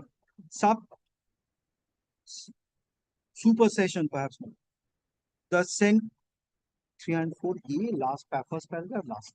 The central government hereby notifies the following taxable services and the extent of service tax payable thereon by the person liable to pay service tax for the purpose of the said subsection, namely, my lord, that means, my lord, the service recipient to pay tax. There, my lord, the taxable services, A, provided or agreed to be provided by an insurance agent to any person carrying on the insurance business, not our concern. Provided or agreed to be provided by the goods transport agency in respect of transportation of goods by road, where the person liable to pay freight, not our concern. Any factory registered or provided by the Factories Act, any society registered under the Societies Registration Act, cooperative society, any dealer of excisable goods who is registered, any body corporate established by or under any law, or any purpose, any partnership firm, whether registered or not, provided or agreed to be provided by way of sponsorship, anybody corporate or partnership, him located in taxable territory, provided or agreed to be provided by. Now your lordship says E, any body corporate established by or under any law. Now your lordship sees this relates to what? This relates to clause 2. Provided or agreed to be provided by the goods transport agency. Does not concern us.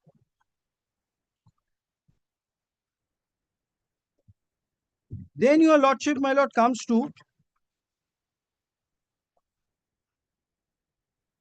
305A.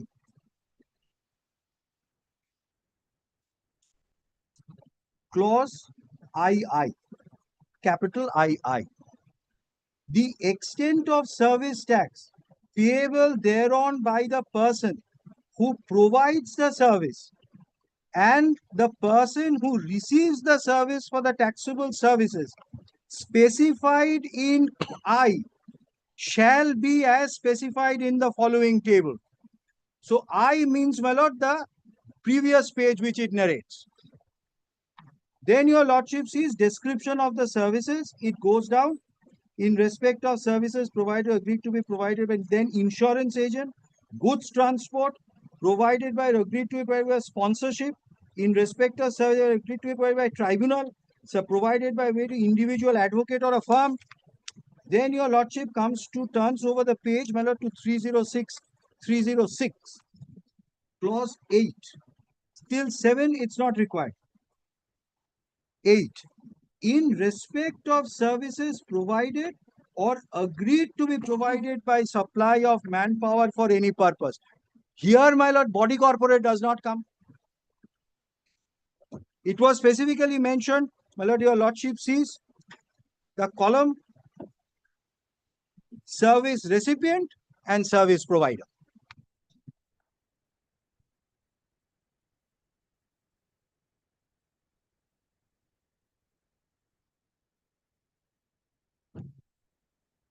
So it says service recipient, II says service recipient and service provider.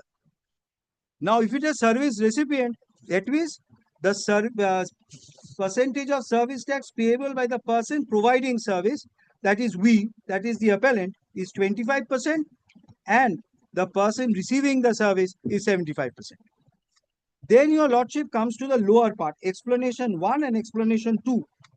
The person who pays or is liable to pay freight for the transportation of goods by road in the carriage located in the taxable territory shall be treated as the person who receives the service for purpose of this notification in works contract services, where both service provider and service recipients in the persons liable to pay tax.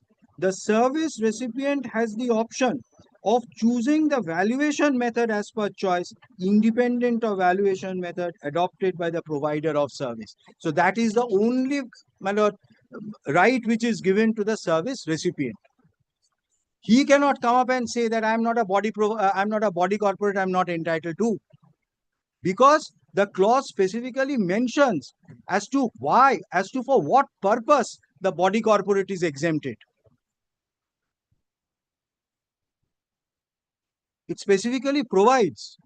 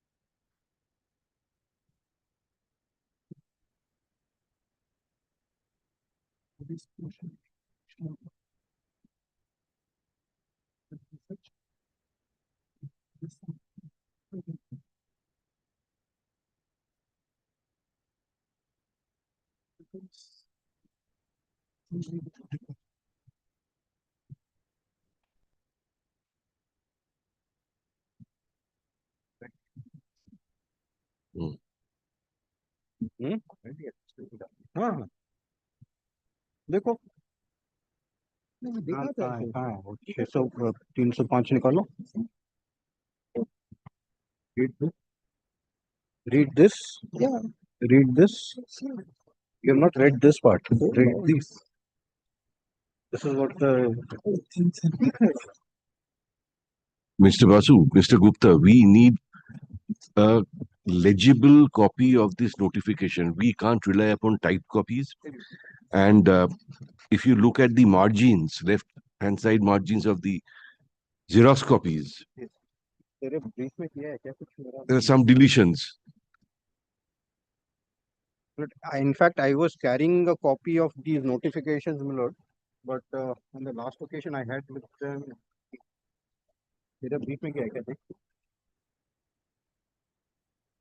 But I'll bring those, my lord. Yes.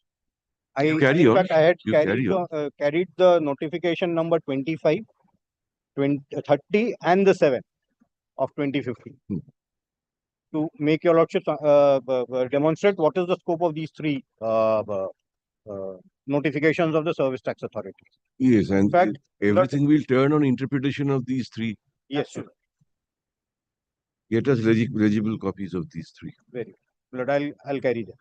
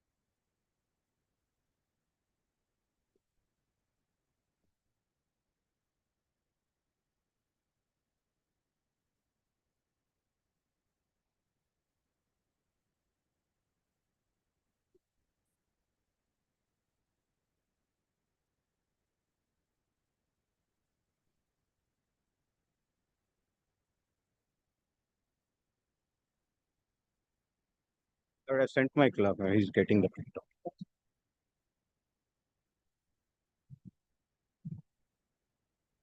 My lord, your lordship, my lord, now, my lord, comes to, my lord, the first notification itself at page 305A. Clause. I have. Lord. They were inside the paper book. Lord. So, this is, my lord, notification number 30, which my learned friend is placing. Not typed out, No, Lord. It's just taken printout from the website.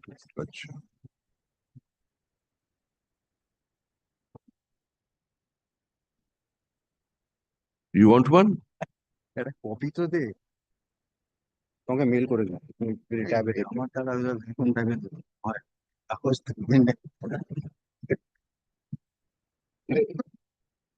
but your client would make you equipped with it দেখো এটা দেখো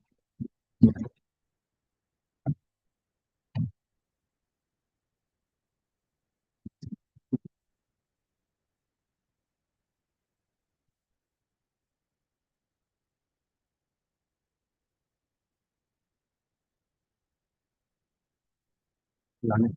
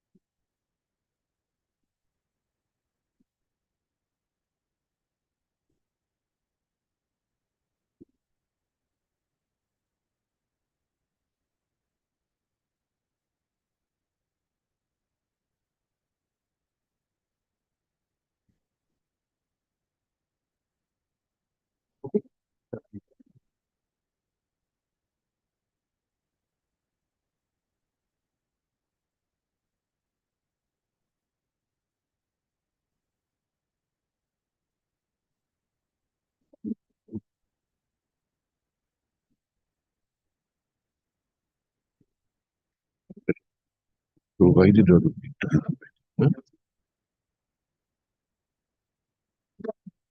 Again.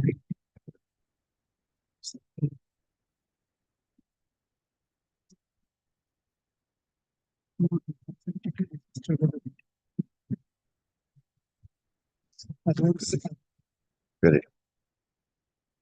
Correct.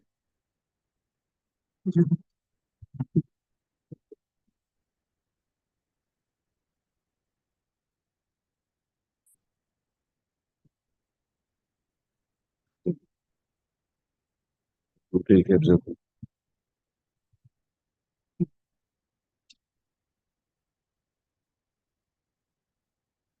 Yes, Mr. Basu. Hmm. Now your lordship, my lord, kindly comes to 305A, my lord, clause 2.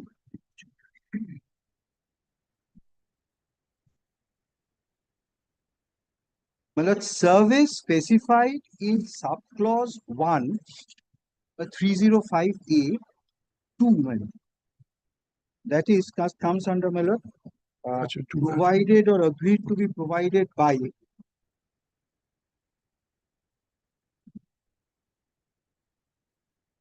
But your lordship sees, my lord, page 304A, 1, the taxable services, it says 1.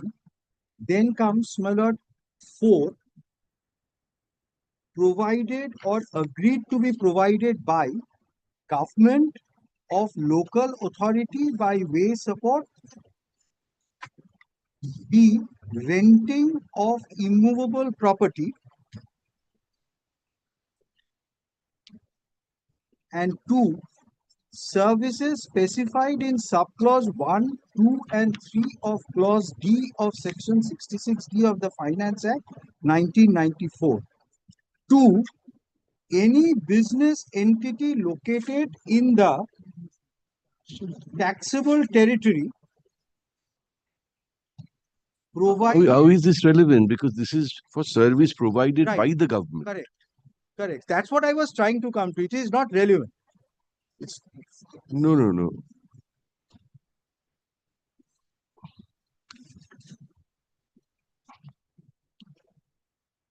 Taxable services V, Roman V. yes. After that, what you just read after that. Taxable services provided or agreed to be provided by way of renting of a motor vehicle designed to carry passengers to any person who is not in the similar line of business. Stop. Pause there. This is not relevant.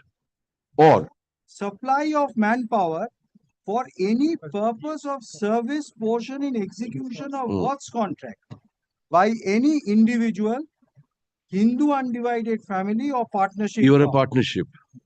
You are a I am a partnership. partnership. Whether registered or not, including association of persons located in the taxable territory to a business entity registered as body corporate located in the table territory. Grateful, my lord. Now, my lord, what it says? It says 25%, 75%. So who is to pay 25%?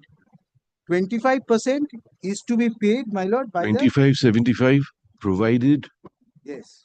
it's a body corporate. The service recipient, Right. is a body. So they are not required to pay. They come up and say that they are not a body corporate, so they are not required to pay. Now, your lordship, my lord, comes to the 27th May 2014.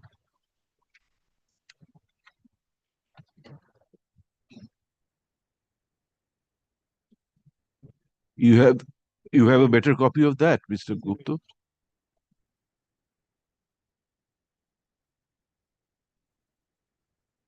I do not have. This is the internal circular of. You can give us on the next day. Very good. Because we'll stop at 12:45. No, this is all right, yes. Now, your lordship, my lord, comes to page 27th of May 2014. Page, my lord, 308 or 308A.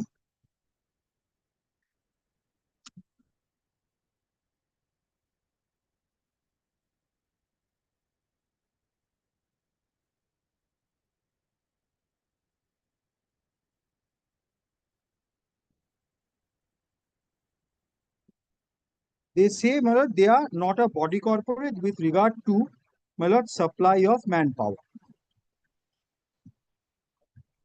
Last portion, my lord, 308A. Yes.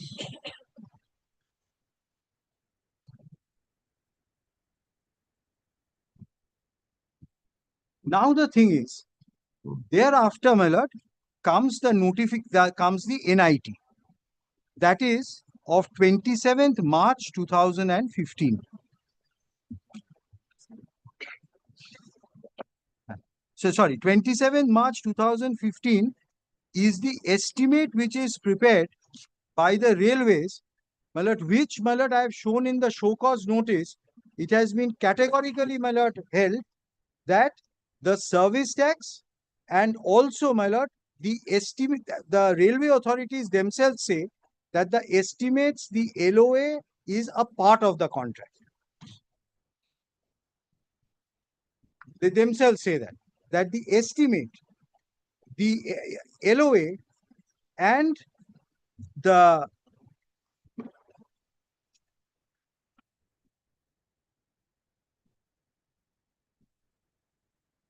estimate, LOA and agreement were prepared by Chhatragachi. What are you saying? My lord, the show cause notice 351A.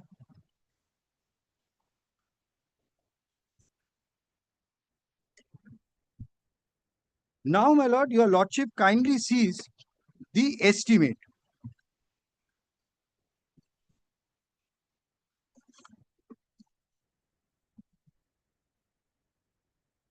Which is, my lord, at volume 5, page 611.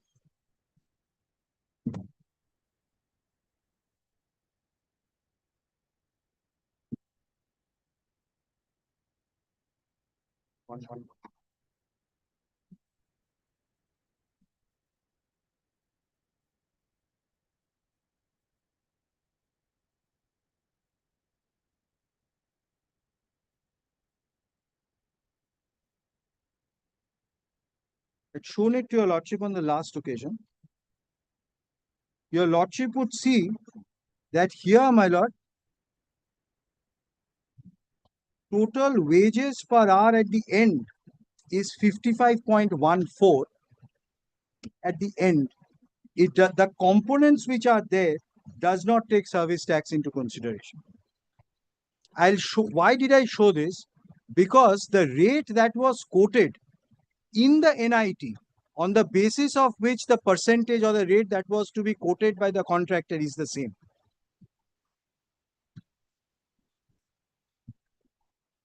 So the service tax was never there. Why? I'll come to that, the interpretation then, man.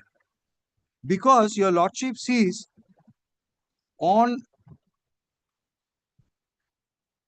1st of March 2015, the notification is issued by the finance department saying 100% service tax is applicable for the recipient.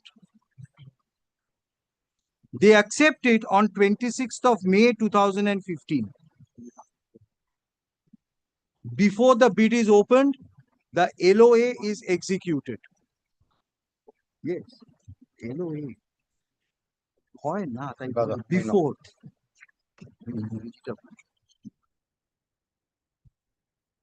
So this one, the 1st March 2015, notification of 100%. The acceptance of 26th May 2015 by the railways. Yes, I am liable to pay. That comes prior to the opening of the bid and also the LOA. Now, in that notification of 26th May 2015 by the railways, they say that two conditions needs to be done. Two requirements. One, an incorporation of the service tax clause is required, and or agreements for contracts, for supplementary agreements for contracts with regard to service tax has to be executed for contracts executed prior to 1st April 2015. So and the contractor is to take registration of service tax. So what falls? One, my lord, prior to 1st April 2015, you have to execute a supplementary agreement. Why? The reason being, now since you have said that the recipient is liable to pay the service tax, that supplementary agreement needs to be executed. And You start from here on the next Very- date. 12:45 matter, are the learned advocates here? Yeah.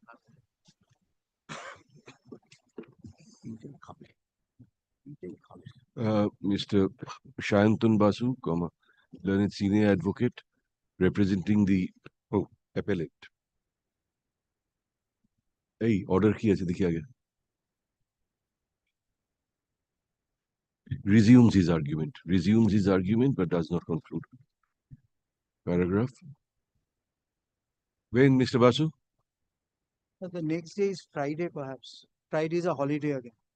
And if your lordship fixes a time since substantial hearing has No, not. We can't fix time for every matter. Let it run in the list. List the matter once again. কবে হওয়ার chance আছে? বৃহস্পতিবার? এটা কি? এটা commercial? না, কালকে যদি অ্যাপেলেট সাইড শেষ হয়ে যায় তারপর কি হবে? নন কমার্শিয়াল। আর বৃহস্পতিবার অ্যাপেলেট সাইড শেষ হওয়ার পর এটা তো commercial. Thursday, let it be registered on Thursday. Thursday ডেটটা দিয়ে দাও।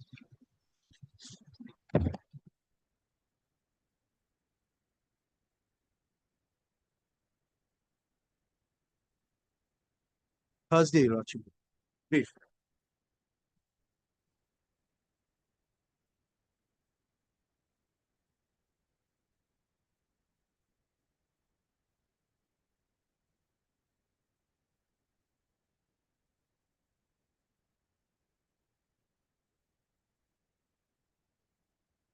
Wait, please, my lords.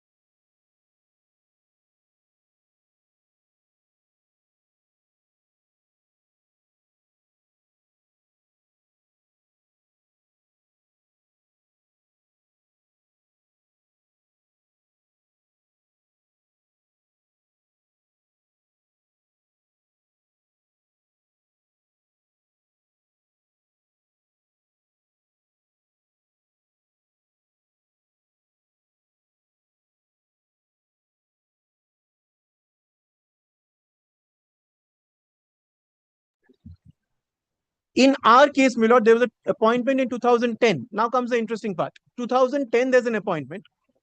2016, my lord, there is a reconstitution.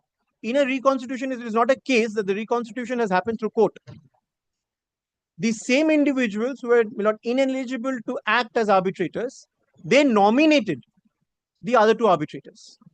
It was a nomination in 2016, where the proceedings started afresh. That's the recording. That's there in the award. I'll indicate from the award itself. So, my lord, that part, because, my lord, there are other judgments. What I was referring to on the other day, my lord, was a Delhi High Court decision, which I am carrying, my lord.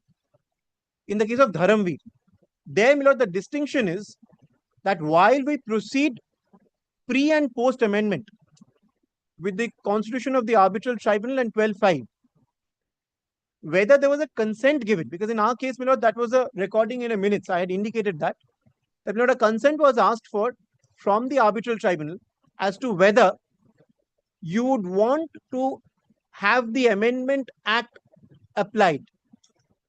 To that, we did not give a response. To that, my learned friends did not give a response. And the proceeding continued thereafter. So the argument by my learned friends was that since there is no confirmation given, hence the amendment will not apply. I would have conceded to that submission had this clause not been there. The clause does not warrant any further clarification given by the parties. The clause, because this is, my lord, through this clause, the Arbitral Tribunal has been constituted. No further clarification is required by the parties because the moment there is an amendment, it will automatically apply. Now, my lord,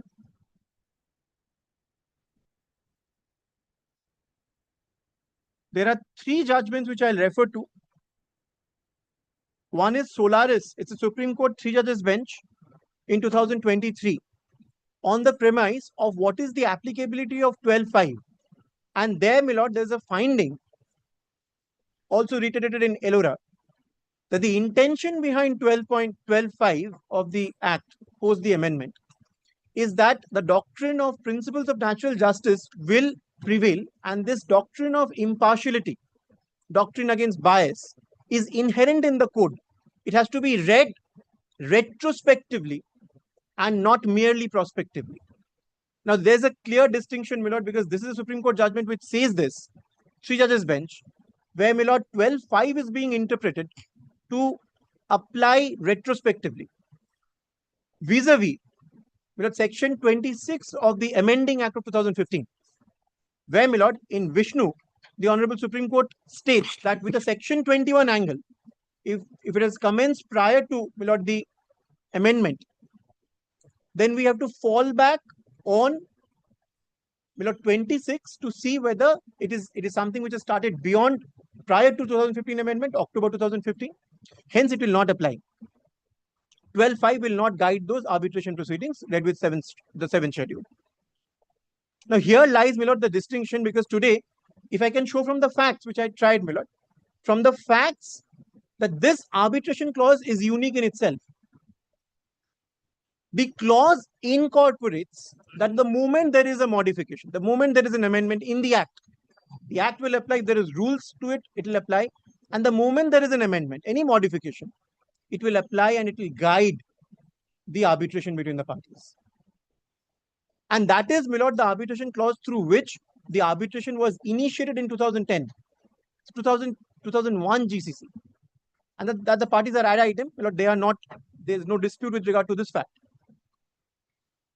So with this, my lord, if the clause inherently incorporates this, it cannot, in my very respectful submission, it cannot be argued that no, until and unless there is a specific consensus, a specific concession given in writing by the parties, the Amendment Act will not apply. Because it is through this clause that the entire proceeding has been initiated, has been carried on. And the minutes record that once the Arbitral Tribunal is now reconstituted in 2016, admittedly post, my lord, October 2015, we have to rehear the entire matter because 2 of the 3 members have changed and we are not aware of what the matter is. So let's restart the hearing. Everything starts afresh. Elora. Elora says, my lord, nothing much had happened. Post the appointment, prior, my lord, to the amendment, nothing much had happened. Elora does not say that, my lord, because it was prior appointment, there was a termination, there was a de jure, de facto incompetence under section 1415. That's not, my lord, what Elora has said. Elora has said that once the appointment has happened, so the appointment is an admitted fact. Appointment has happened. After the appointment, there was no proceeding per se. The matter did not proceed with. Hence, we have no hesitation in accepting that now after the amendment, this will apply. And I'll show those paragraphs now. I'll start with Solaris, which is merely on 12.5. This is not, my lord, on 26. It is not considering 26. But the premise of 12.5 and the, my lord, prospective or retrospective application is, my lord, considered here because this is more of, my lord, the arbitration clause being interpreted. Section 7 was an issue because, my lord, here in the clause, my lord, it was inherent that the employer will nominate or will act. So what fell for consideration of the court was that after 12.5 has come in through the 2015 amendment, how will this clause be interpreted?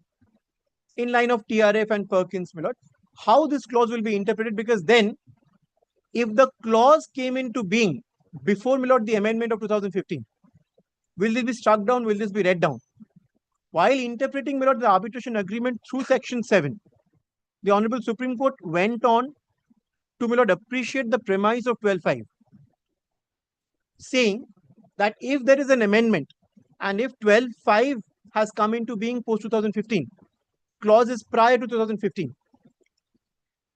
If this clause contains this, because 12.5 starts with a non-obstant clause, notwithstanding any agreement, so this clause has to be then interpreted to mean that the intention of the legislature was clear, and the intention was to apply it to agreements which were entered into between parties prior to the amendment. Hence, the non-obstant clause. Hence, it is stated, notwithstanding any agreement between the parties. Kindly permit me to rely on Solaris first, 2023.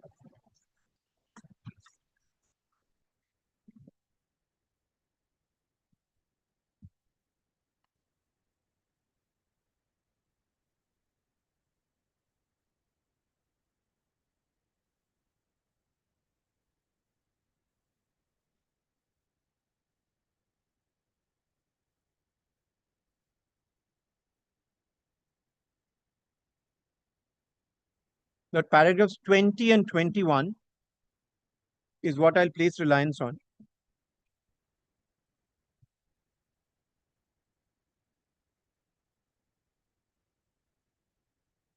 Before that, my lord, may I only indicate paragraph 15,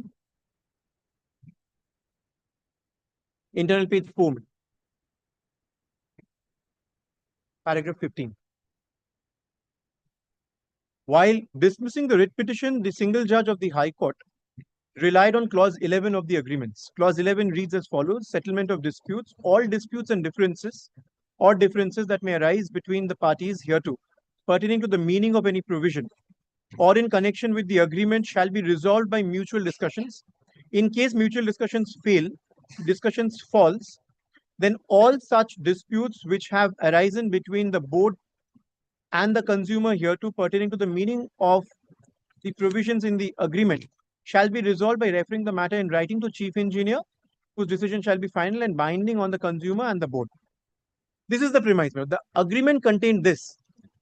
Now, my lord, paragraph 17, the arbitration agreement has been, the definition is set out. The paragraph 20 onwards, 2 paragraphs, my lord, 20 and 21. 20, may I read, my lord?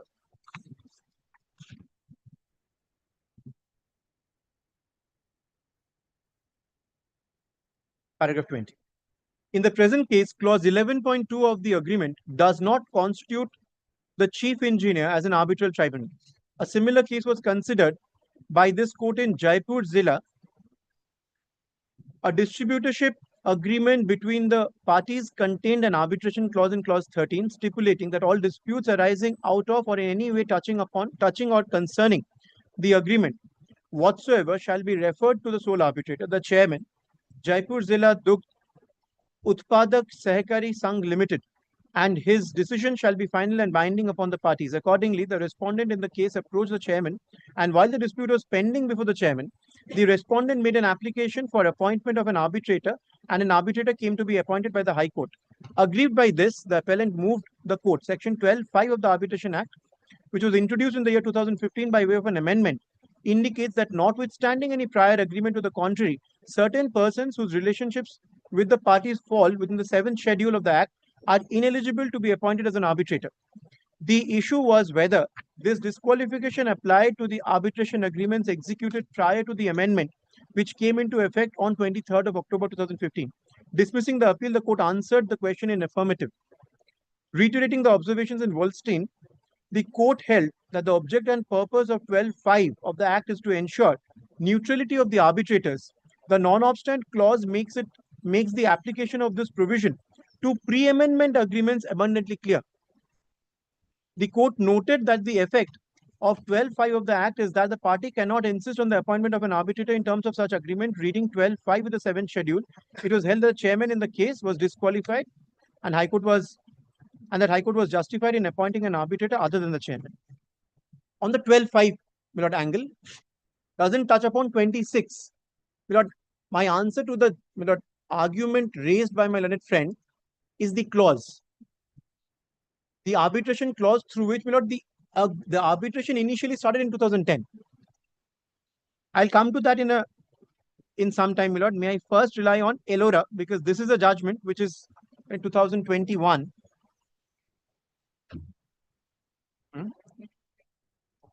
Reported in 2022, volume 3, SEC 1. The pages will not match. Paragraph. You have an extra copy?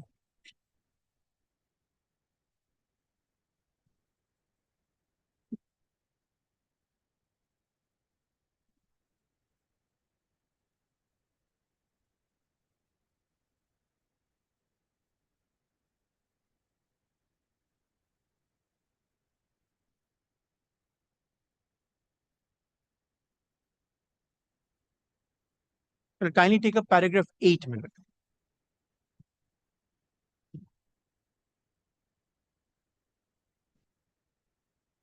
Lord, after the judgments are, my lord, referred to, Lord, at page 8 over the page, my lord. The second sentence, my lord, referring to the aforesaid decisions of this court, it is observed and held by the High Court that the Amendment Act 2015 shall be made effective with effect from 23/10/2015 and cannot have retrospective operation in the arbitration proceedings already commenced unless the parties otherwise agree, and therefore when in the present case the arbitral tribunal was constituted much prior to the Amendment Act 2015 and the arbitral tribunal commenced its proceedings, Amendment Act of 2015, 12(5) of the Act of 2016 shall not be applicable.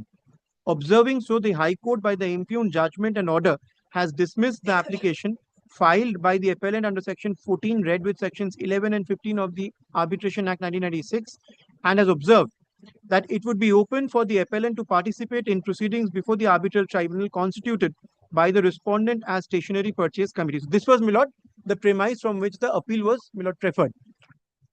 This was what was held, that it has to be prospective, not retrospective. I pause here for a moment. My lord, this issue is not covered in our case. Here, my lord, the issue was whether there is a consensus given that the amendment will apply. I have shown from the clause that the consensus was inherent in the clause.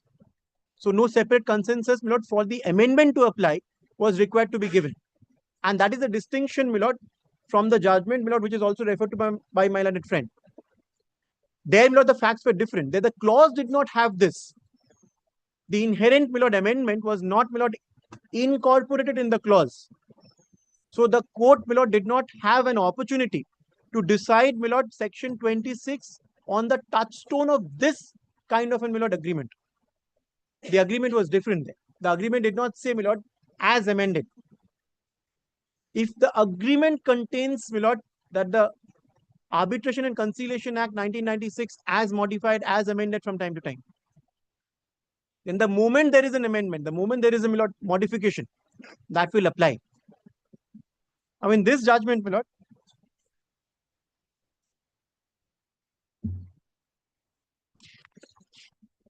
I'm sorry, my lord, the paragraphs are not matching. Kindly give me a moment. It will apply although the amending act, My lord, modifying act, so to say, makes it clear that it will not apply. the modifying, Just because the parties have said that provisions of 1996 Act and any statutory modification. Now, the modifying act itself, if it says that this will not apply to certain categories of arbitration. may I answer that, my lord? The modifying, Will you but I have an Please- answer to that. please continue at 2 o'clock? Finish it off. Or may I come back on the next day? But next day, the other matter is also fixed. 2 o'clock, I'm told, my lord, there's a matter fixed. I can come back on the next day. I'll not take more than, my lord, 15 minutes. I'll conclude. Because I have an answer to that, my lord. I have a judgment which says, my lord, that today, let me reserve it for the next day, my lord. I'll just indicate that and I'll try This and. next day will never be the last unless you finish it off. This point, my lord, I will, my lord. No, not this point, your argument. You have to. With these judgments, my lord, which he's showing. Bobby, let it be in the list. We don't know.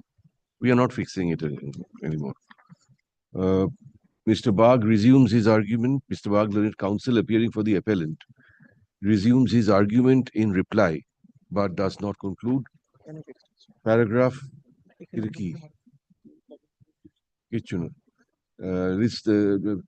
List this matter once again. Calcutta ki thak. Let it run in the list. Retaining its position. Great. I'm deeply obliged. Chalo,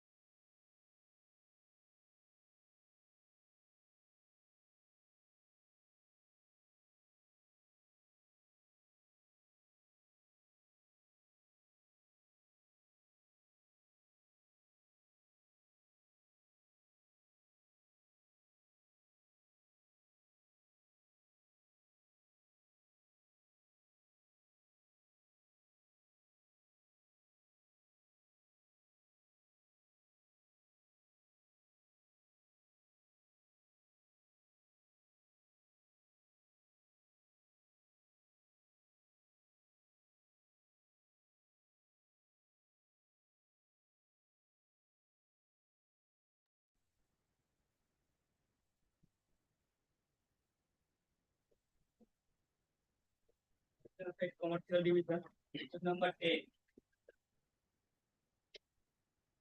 Appear for the respondent. Has Mr. Mithru concluded? No, Milord. He is supposed to conclude, Milord.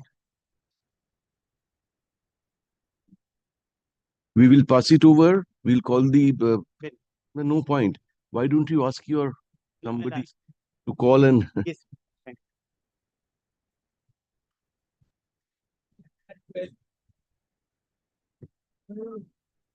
I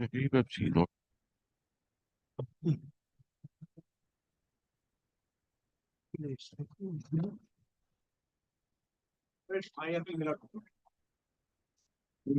11 and 12. But in terms of the we are filing, Milord, some additional paper books. तो নিজেকে নিয়ে ব্যস্ত. We were hearing Mr. Abhijit Mithru in a matter. Your other side is also not there. Who is on your other side? Milord, yes, sir. Mr. Chakraborty, Orange Chakraborty was appearing on the last day. Now we have to file the supplementary paper book in terms of the last order. File In both the matters. In both the matters.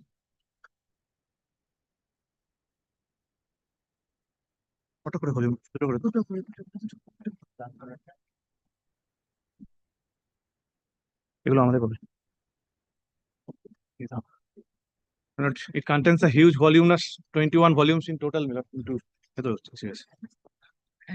taken out supplementary affidavit filed in both the appeals. Be kept with the records.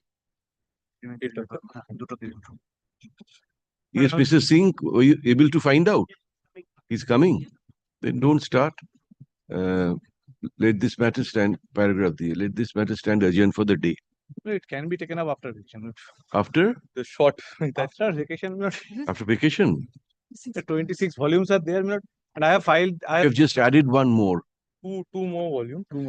Yes. Your Lordship, I will not come in the way, of course, but just, Your Lordship, this is going on for some time. It's been kept. It's a new appeal of 2025. New appeal. Anyway, if you want, I can do this. You're not suffering any interim order. I'm not suffering an interim order, but I'm yet to enjoy the fruits of the award. Oh, I see. 37, 34. You're we 30. have secured the amount. That is hardly any consolation for them.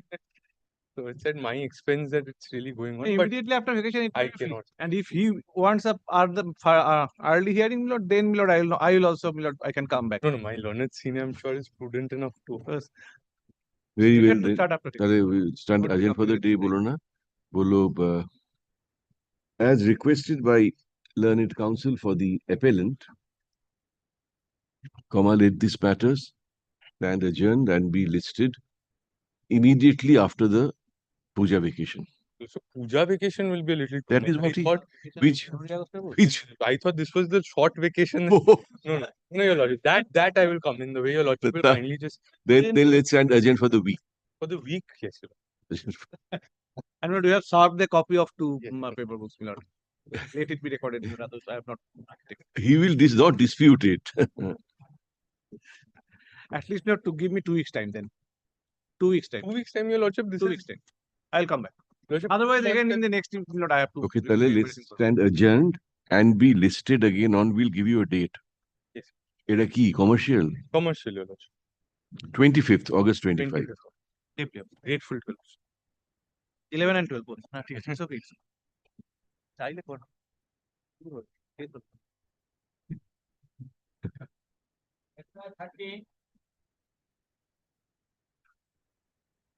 My lord, I'm led by Mr. Shourojit, who is appearing for the petitioner, my lord. I'm praying for a day accommodation, my lord. He is not available now. Very well. I like accommodation is prayed for on behalf of the petitioner. Petitioner,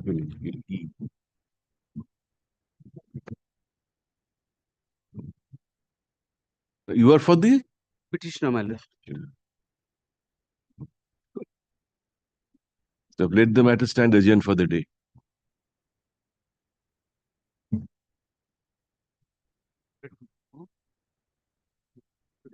My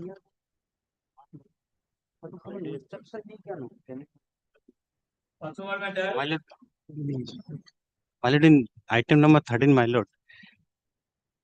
13, my lord. Yes. If the matter is maybe fixed on 25th. Who is appealing? Somebody appeared for the petitioner. If it gets adjourned for the day, my lord. Yes, we have adjourned it for the day.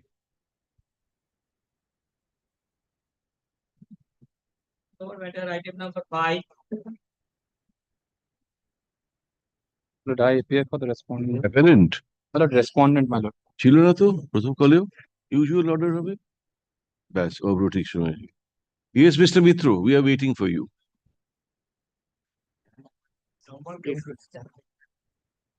Hey. Item 5. Item 5. Dismiss. My lord, there. 5 is your matter. Yes, my lord. I'm led by my lord. I will go on that way. No, 5 will not. No, we'll take up your matter, Mr. Mitro. 5 may be adjourned, my lord. 5 is not today. My lord, may I make a premise subject to my lord's pleasure? If my learned friend is also agreeable, my lord, I'm being led by Mr. Banerjee. I'm not sure whether he's there tomorrow. My lord has fixed a matter on the 20th where Mr. Banerjee is arguing. 20th? 20th of this month. May 20th? Where the? Grateful, my lord. Grateful.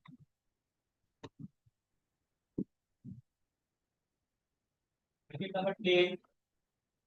What is this?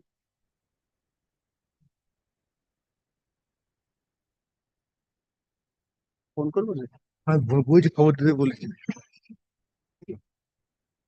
I missed that opportunity. I was actually, I was bad a bad cold that day. I couldn't come.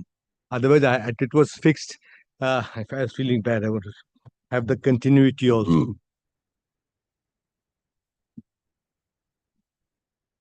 Or she remembers the facts. 2 MOU. Well, I had covered up to, my lord, parties. Who are the parties to the, whether respondent number 3, Prabhu, is a party or not. Prabhu. And for that, I had cited On Justice Banerjee, Sanjeev Banerjee. Even without being named a party, it should be referred. Here's named party. Then the Supreme Court judgments on the Supreme Court judgments, I had cited Ajay Madhusudan Patel.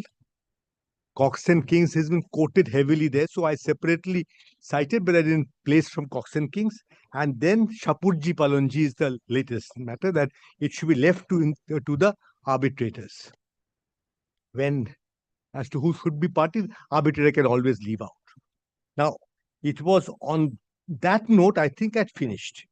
Now, Madhur, on that point of whether R3 is a party.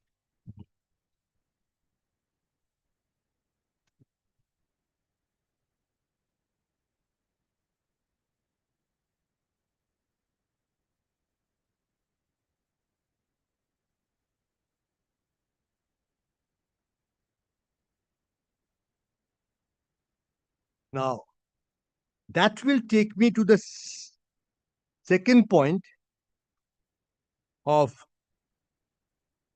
whether 17th March MOU has been superseded by the October 30 MOU. That is also on that score.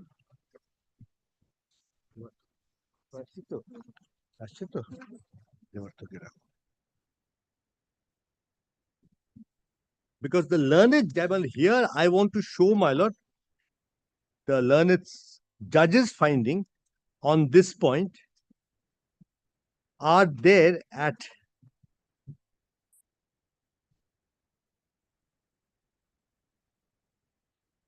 paragraph 8.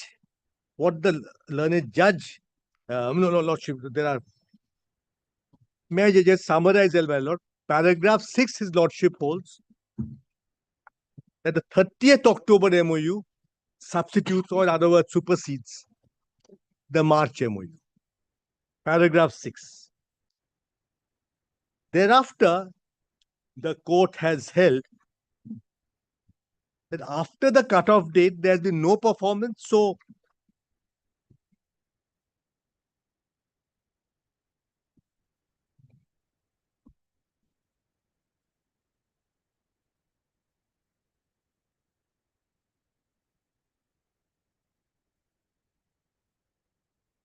page 5, paragraph 6 of the judgment.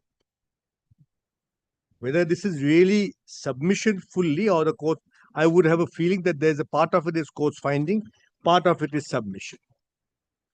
Submission. We're starting off on supersede. On behalf of the respondent, it is contended that there's gross distortion and misrepresentation of the true and correct facts of the case. Notwithstanding the stipulated cutoff date, 31st July, the petitioner has deliberately and fraudulently failed to perform its obligations. Respondent numbers 1 and 2 have also subsequently sold certain shares out of the 55 lakh shares in the open market at the market price ranging 80 to 89. In view of the subsequent events, the parties through their respective companies, namely Prabhu, HON'BLE, had also entered into a MOU of 30th October. But this is submission, Mr. Mitro. This entire paragraph is submission. So then, Lordship kindly comes to finding paragraph 8. Roughly how long you will take, and then Mr. Singh, you will start today. I can start today, but I'm led by Mr. Chaudhary. He wanted to make his submission.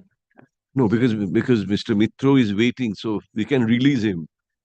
If you tell us. If Mr. Mitro can complete today, we can start tomorrow. I'll take an hour. An hour, at least an hour.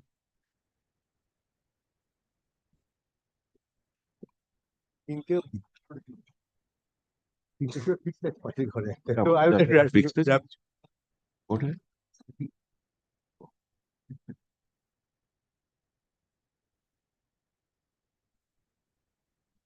I would also prefer, if possible, to end at 3 because I have a matter fixed in another court at 3 o'clock.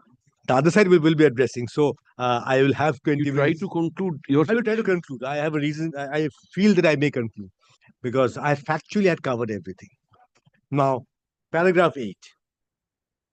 A plain reading of the MOU suggests that the respondent numbers 1 and 2, along with the petitioners, yes, fraudulently did not. In view of the subsequent events,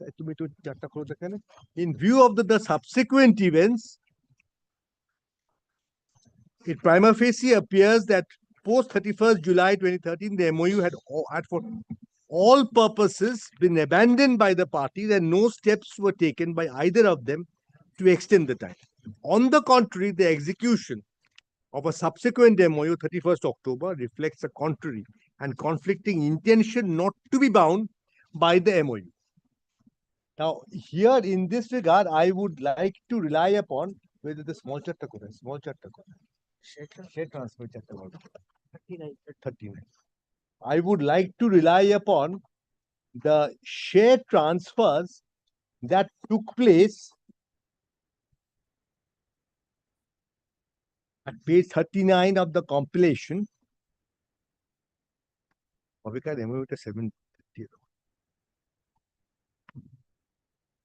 There was no sale of shares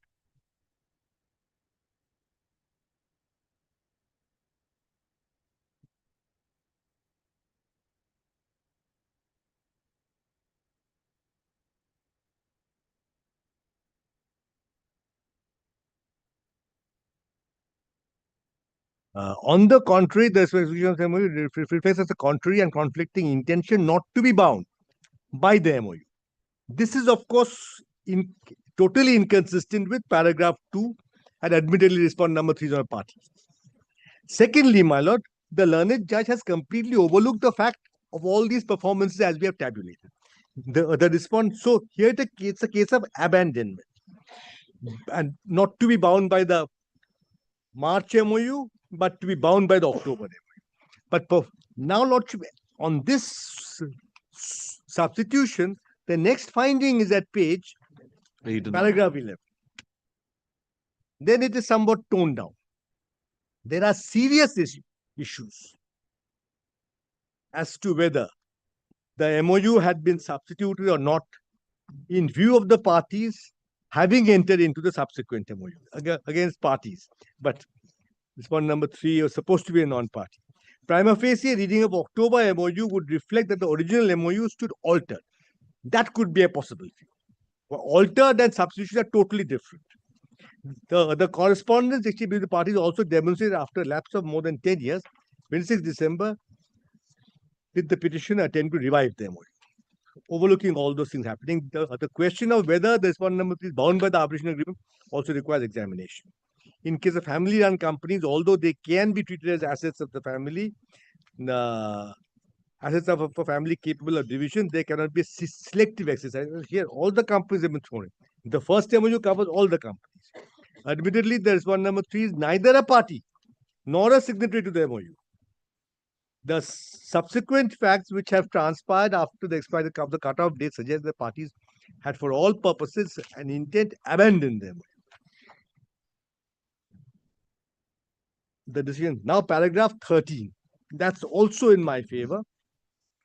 There is no quarrel with the proposition laid down in Sanjeev Prakash versus Seema Kukreja. The question of whether an agreement stands novated or not is ultimately within the domain of the arbitrator. Hence, at this stage, this is a question which requires a prima facie consideration in balancing the equities between the parties. The decision in Bharat Sanchar is also misplaced since, in view of the glaring factors of this case, a prima facie view on the question limitation can always be taken into consideration. But this is all so far as substitution is concerned. Bharat Sanchar, I will tell Lordship, it's in a different context altogether. Bharat Sanchar, well, you see, Indira Banerjee presiding over the Supreme Court bench held that while deciding on a case arising out of an arbitration agreement in a particular contract, the court can't base its decision on another contract which was not referred to you. Here, because here it's a question of determination whether March MOU there has been performance. So the October MOU, that doesn't have an arbitration clause, nobody has invoked, and that was subject matter of the suit. So October MOU, to what the only thing could be considered is to if it is superseded, if it supersedes, if it alters, it is in the domain of the arbitrator completely. If it is the absolute case of supersession, then going by the old law, Kishori Lal Agarwal, there it could be at the section 11 stage, it could be thrashed out. And one could be moved out of this scene. Kishori Lal Agarwal, then young achievers. But firstly on facts, and secondly, that is no longer the law. The law is now very clear, as Justice Kapoor has himself noted. It is case of arbitrator's domain. Lordship, kindly see Sanjeev Prakash, compilation. The judgment of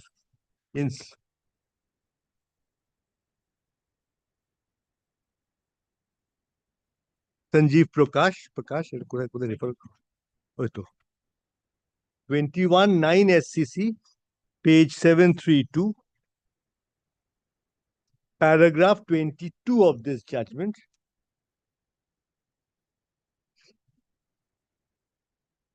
At page 763, second last page.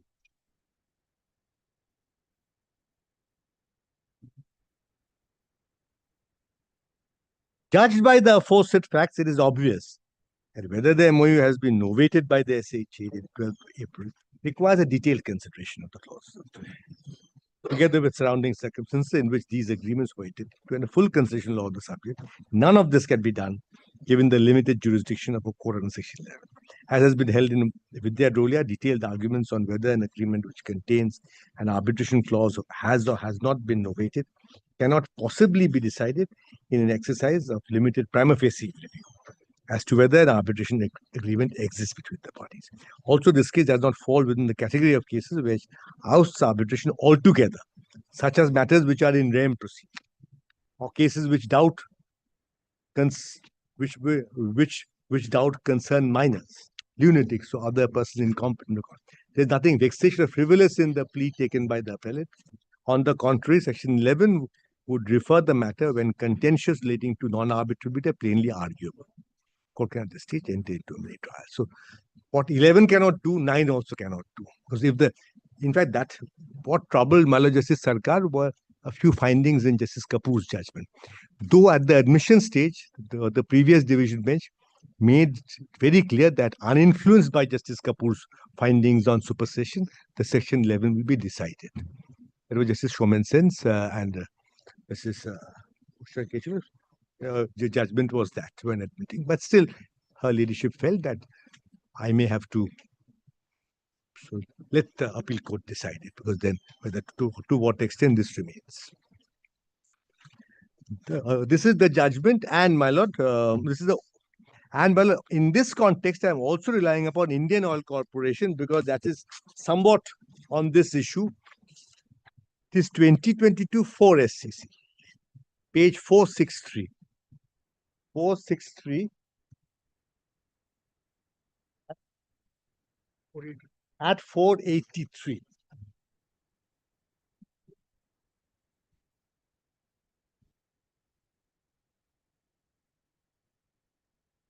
Paragraph 30 or paragraph 32 and 33.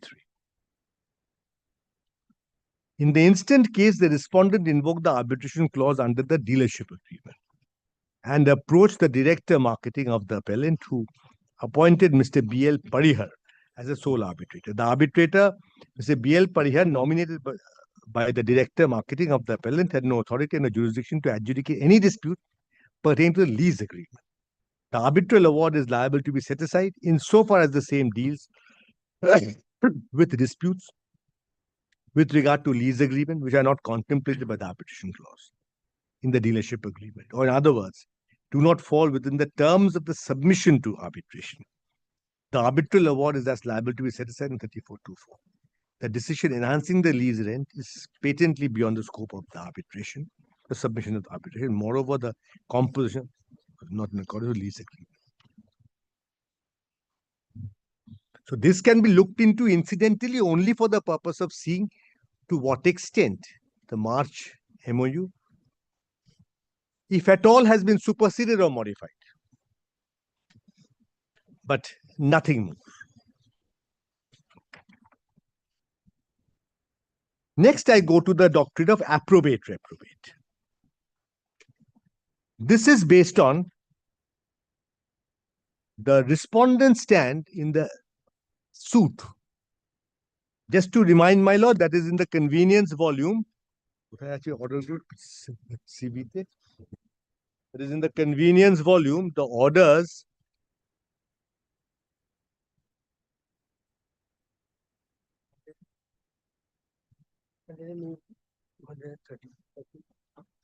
(29th August, which is the order which fully note the argument. 13th May. 13th May is 108 of the convenience volume.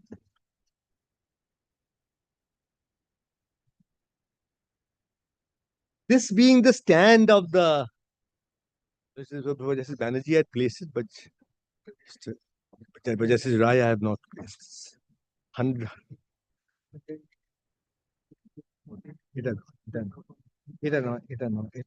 110, 29th August. Every stage has been opposed, but the main order I want to show is 110, 29th August 2016. Suit is for specific performance of an agreement of October 30. On the previous interlocutory application, a protective order was passed. Now, second paragraph. The defendant seeks to raise several grounds, including that the suit is not maintainable. I am on the next one. That the relevant agreement is unstamped.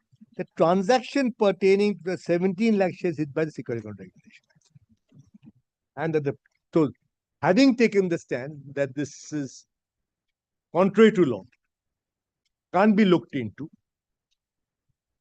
Unsuccessfully, I know, but still having taken that stand, whether now they can do a complete volte-face and say, this is the agreement that is the valid and subsisting.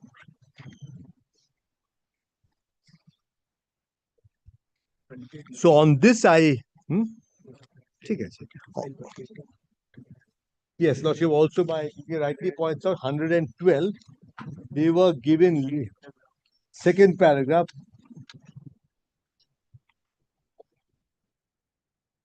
Indeed, if the grounds now urged by the defendant had been considered by the court, in course of the previous interlocutory application, the defendant would have been precluded from urging the grounds at all without challenging the previous order.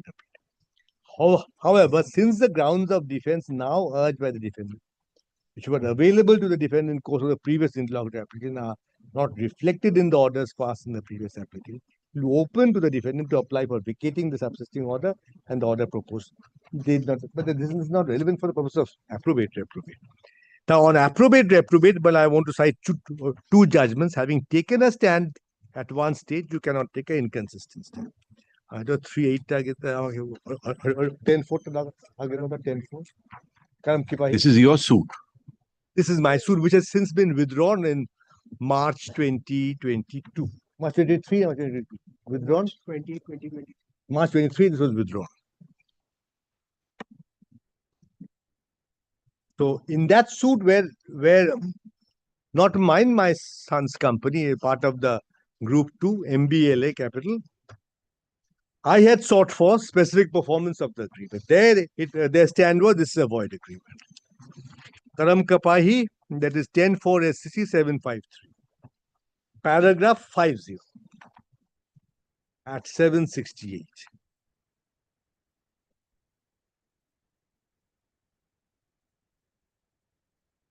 The standard law, Lordship, just for the records.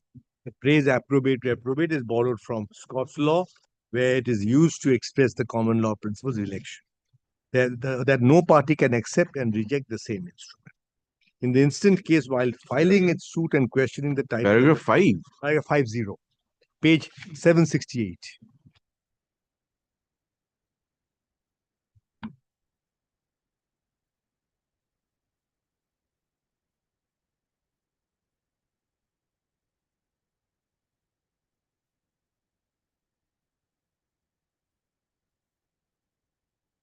Phrase approbate reprobate is borrowed from Scots law, where it is used to express the common law principle election, namely that no party can accept and reject the same instrument. Here they're accepting, then they were rejecting. In the instant case, while filing its suit and questioning the title of the trust, the club seeks to reject the lease deed. At the same time, while seeking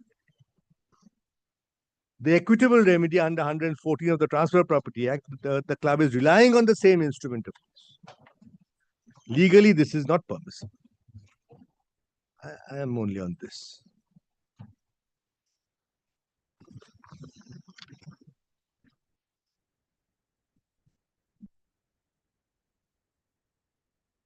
In fact, the volte-face took place after they got their last, after their last guarantee was released, and their title deed returned in August 2021. After that,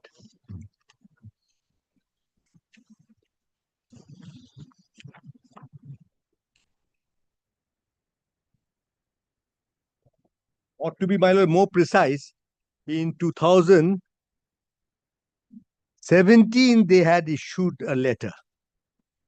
No, that's for the March MOU. That's for the March MOU regarding ARP's guarantee.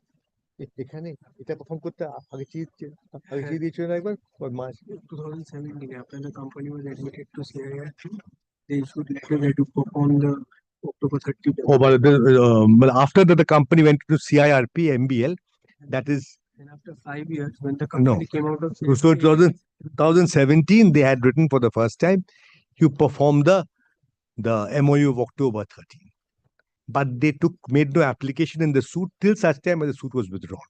Neither counterclaim nor even any application.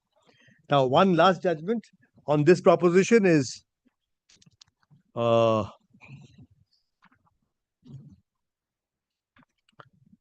2003 8 SCC 673.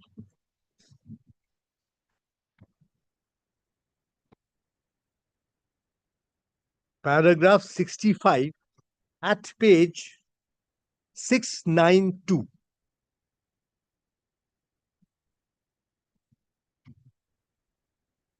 I'm really stressing on para 65. When in a court of law you take a stand, one can indulge in all that internal correspondence. Para 65. The second line of para 65. He should either stand by a statement made before a court of law or should explain the same sufficiently. In absence of any satisfactory explanation, the court will presume Statement before a court of law is correct and binding on the party, on whose behalf the same has been made. So having taken the stand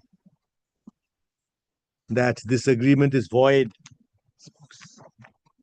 can't be looked into, inadmissible, you cannot.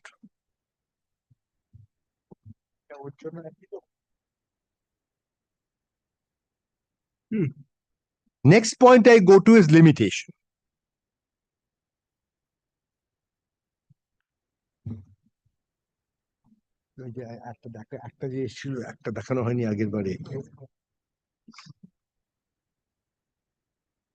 I had shown 2000 কোনটা দেখিয়েছিলাম 6 দেখিয়েছি 5 দেখিয়েছিলাম 5 টা আছে কোনটা আছে I had shown 2006 5 SCC 340. I do not remember whether Mrs. Rai was there at that time or not, but I had missed. So may I place both the judgments? First 2005 12 SCC. Yes, para 30.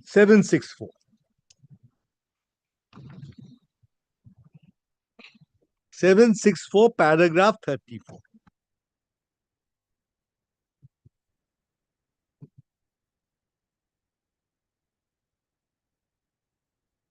In Article 54. Article 54, please.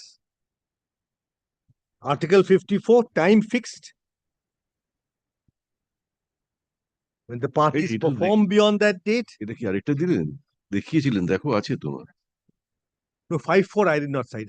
I had cited 6-5. No, we have noted down. Oh, but the judgment copy was not there. Oh, I see. I remember that copy was. And anyways, I think before Justice Rai had come in, Justice Rai Chattopadhyay was there. Yes, confusing now.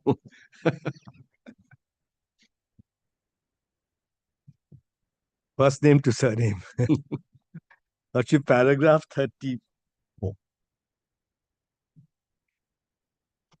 Thus, this was a situation where the original agreement of 10th March 89 had a fixed time for performance. But by the subsequent letter of 18 June 92, the defendant made a request for postponing the performance to a future date without fixing any further date for performance. So it was accepted by the plaintiffs by their act of forbearance and not insisting on performance forthwith. There is nothing strange in the time for performance being extended, even though originally the agreement had a fixed date. 63 of the Contract Act provides that every promise. Paragraph 30, Mr. Mitra. 34, page 777. Thus, this was a situation where the original agreement of 10th March 89 had a fixed date for performance. But by the subsequent letter of 18 June 92, the defendants made a request for postponing the performance to a future date without fixing any further date for performance. It was accepted by the plaintiffs by their act of forbearance and not insisting on performance forthwith. There is nothing strange in time for performance being extended, even though originally the agreement had a fixed time. 63 of the Contract Act provides that every promisee may extend time for the performance of the contract. Such an agreement to extend time need not necessarily be reduced in writing, but may be proved by oral evidence, or in some cases even by evidence of conduct, including forbearance on the part of the other party. Thus, in this case, there was a variation in the date of performance by express representation by the defendants, agreed to by the act of forbearance on the part of the plaintiffs. What was originally covered by the first part of Article 54 now fell within the purview of the second part of the article. Pazania Pachetier was a similar instance where the contract, when initially made, had a date fixed for performance of the contract, but the court was of the view that in the events that happened in this case, the agreement in question, though started with a fixed period, with the fixation of period, and with the completion of transaction, became one without such period on account of the peculiar facts and circumstances. And that the contract therefore became one in which no time was fixed for its performance, and held that that was what was originally covered by the first part on 113 would fall on the second part of the said article. Now, our pleading is also of giving a go-by. Paragraph of the section 9 application, 11 also. Paragraph 9, this is our specific case.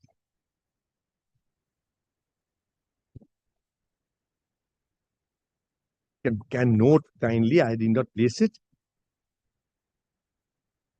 Paragraph 14, read with paragraph 8. Paragraph 8, it has been summarized what steps have been taken when, over a period of time, at the request of the other side, and also on our own. And paragraph 14 is a case of giving a go-by to it, the original timeline. So we are bringing the case within Article 54, second part. First part, we admit, was the original contract period, but by conduct, it's been performed. All the sale of shares, bulk of the guarantee releases, correspondence are there to bear evidence of the fact that by conduct, the parties had given a go-by to the original timeline. It will be a very tall task for them to prove that each of the transfer of shares, which in the form it says, inter-promoter agreement, were all separate agreements. And gifts or all things fits in so perfectly with our case.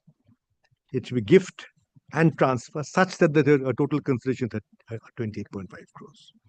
So that can't, so each of these transfers for which forms were filed were based on separate oral agreements. Their letter of, I think, 2014 or 15 talks about we are not performing the March MOU. Their September 17 letter, where they say the settlement was there, of course, I denied.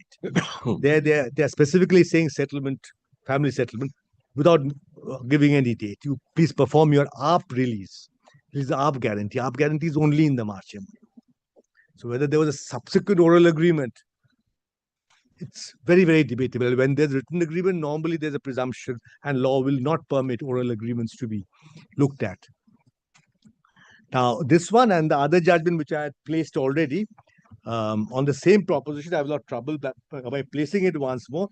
2006 5 SCC 340 paragraph 22.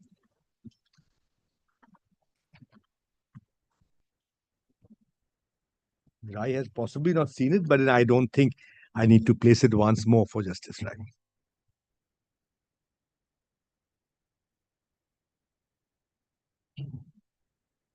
Now, this will take me to the other aspect of this limitation. Because now, again, the Supreme Court, our High Court has said again and again that the limitation issue should be left to the arbitrator. Even Section 11 stage, grossly barred by limitation, the courts have said, don't go into this aspect. And it should be sent to the arbitrator.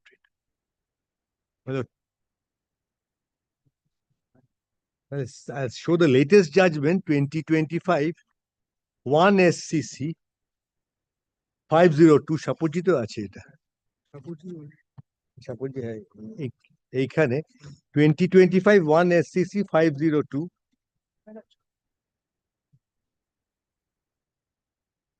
Chandrachur Pardiwala Mishra, Pardiwala judge.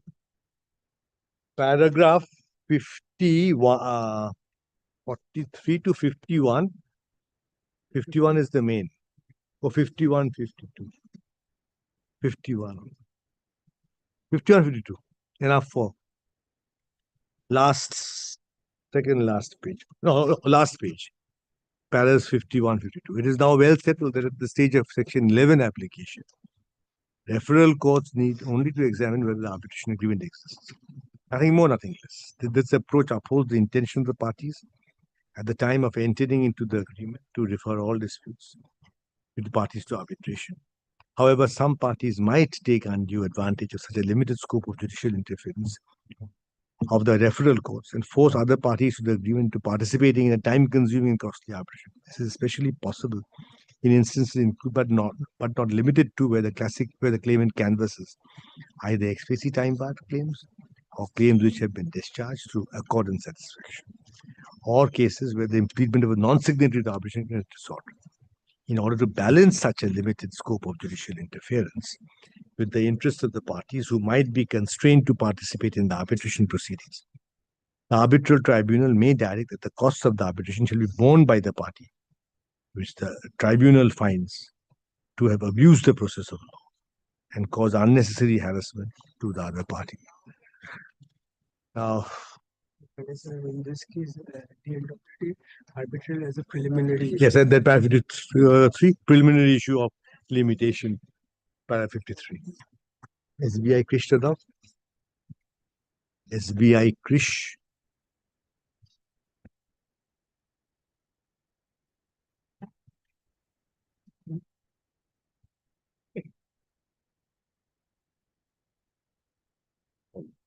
Another 3 judgments by the same bench. Same bench. 120.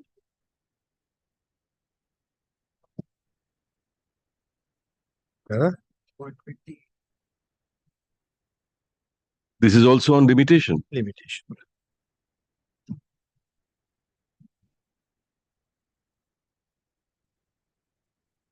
Page, SCC printout page 48. Must be reported by now. 2024 SCC online, Supreme Court 1754. SBI Krish. SBI General Insurance was Krish. Para 128, page 48.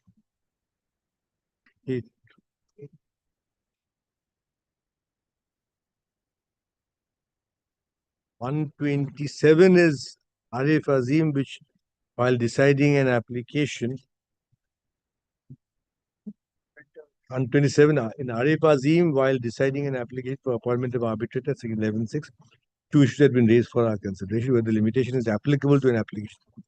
If yes, whether the petition filed by was barred by limitation. Now, 128 on the first issue is observed by us that the Limitation Act is applicable to the applicants filed under applicant filed in 11.6 of the Act. Further, we also held that it is the duty of the referral court to examine that the application is not barred by limitation. That is 3 years from the date when the right to apply would accrue. We had observed paragraph 56 that the limitation period for filing a petition can only commence once a valid notice invoking the arbitration has been sent by the applicant to the other party, and there has been a failure to alter. So 11.6 notice is the commencement date, followed by the refusal by the other side. From there, 3 years will be counted. And paragraph 134, that on the merits, on the underlying contract, limitation will be in the domain of the arbitrator.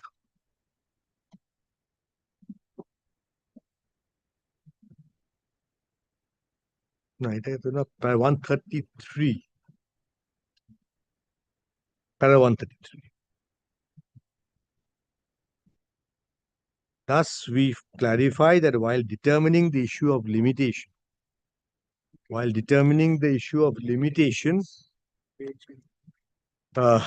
exercise 11.6, that the referral court should limit its inquiry to examining whether 11.6 application has been filed within the period of limitation of 3 years or not. The date of commencement of limitation period for this purpose shall have to be construed as per the decision in Arif Azim. As a natural corollary is further clarified that the referral courts at the stage of deciding an application or appointment must not conduct an intricate evidentiary inquiry to question whether claims raised by the applicant are time-barred, and should leave the question for determination by the arbitrator. This judgment, these are all section 11 cases, Nora, but the principles are the arbitrator's domain. 9 also, that principle will apply that the courts are not going into these aspects.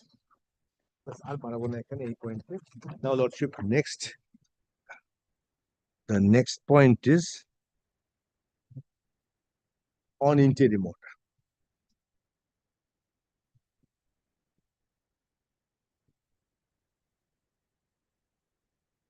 The interim order, which was subsisting, was passed on 20 20th June 2023.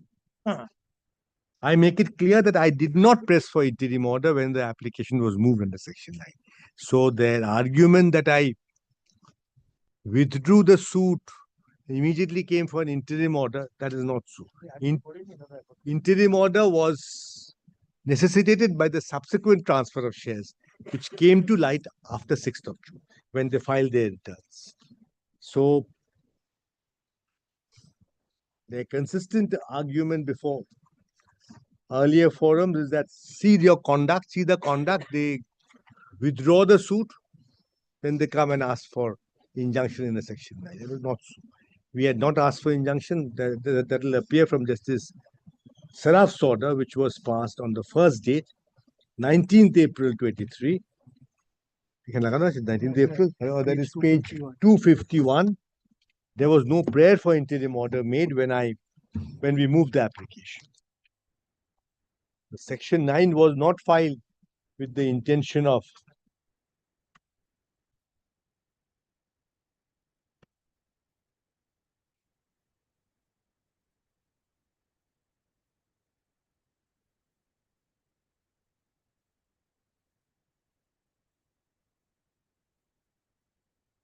no prayer for interim order made. Interim order prayer was made only on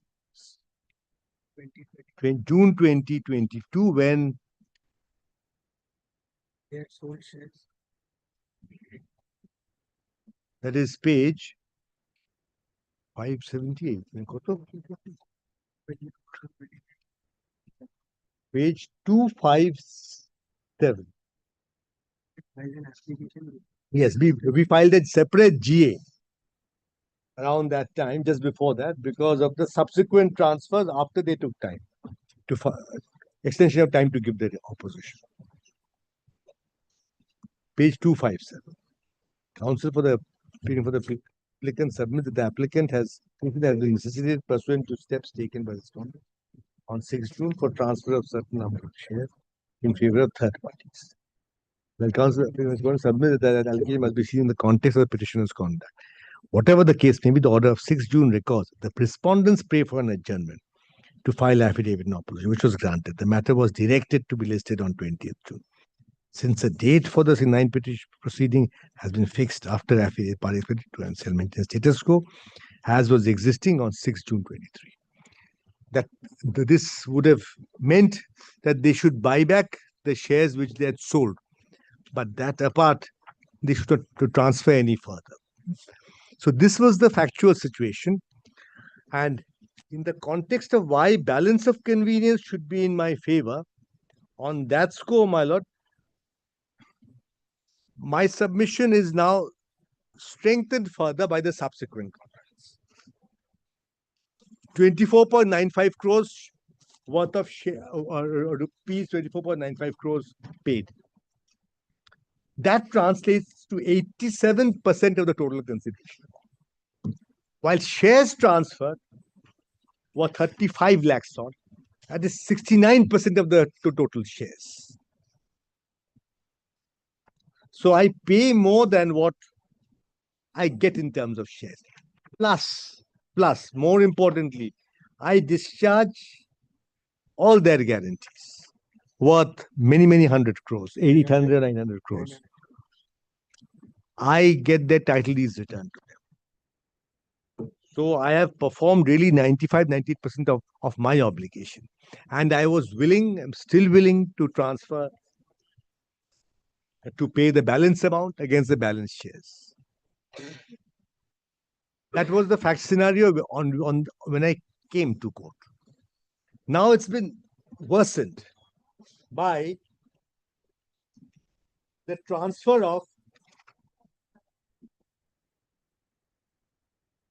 10 lakh shares. Transfer June 23 transfer Around 2 lakhs. Around 2 lakh further shares. Details there, GA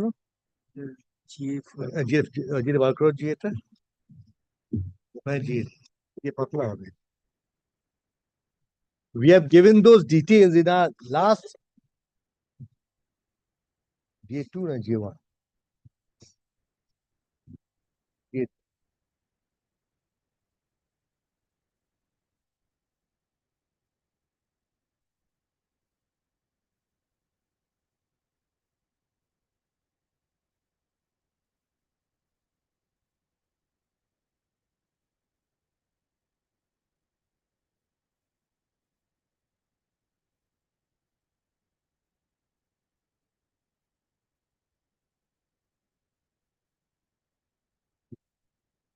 Post filing of the petition,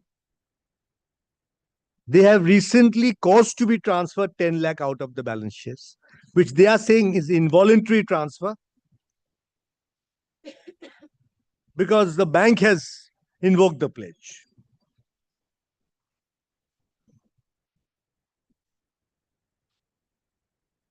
This aspect is covered in my GA2. GA2,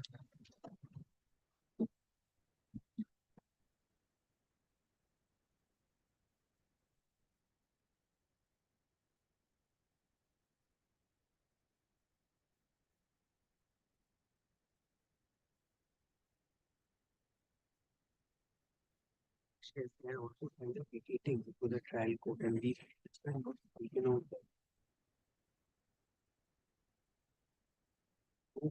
Where is the guarantee? Kaun pata hai acha bolo. Is it part of the compilation? The guarantee ta? Guarantee. PI Minerals is guarantee. No, no. Yes, yes.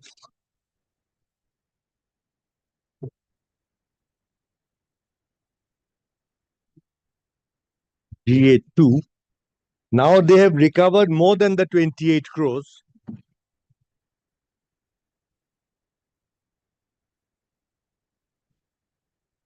What আছে?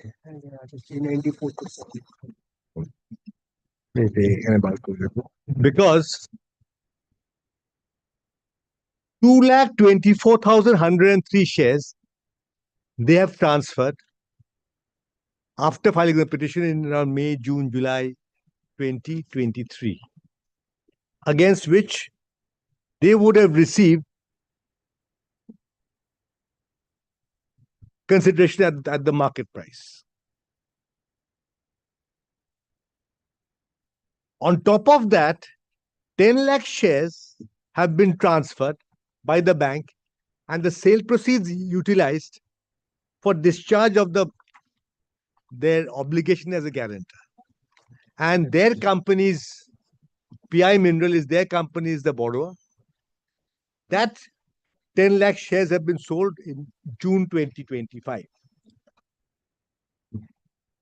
Going by the market price of these shares on the dates of the transfer, they would have received 4 crore 78 lakhs. This I have given with documents in support, page 16 of the petition. 4 crore 78 lakh 65,000. For another 12 lakh 24,000 shares transferred post the petition. So 24.95 crores I have paid them, plus 478 they have realized. And the shares remaining has also shrunk by 12 lakh 24,000. So they have got their entire consideration as per the March MOU. They've got all their guarantees released. They have not transferred balance shares and they have sold off 12 lakh shares directly or through the bank.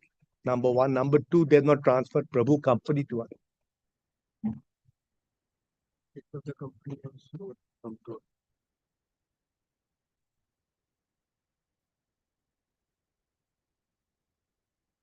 liability was 4 crores.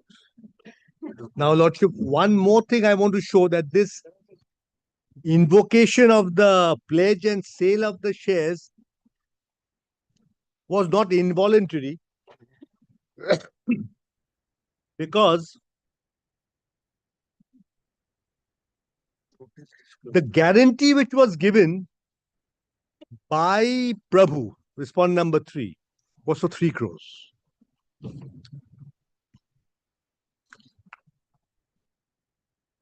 Yeah.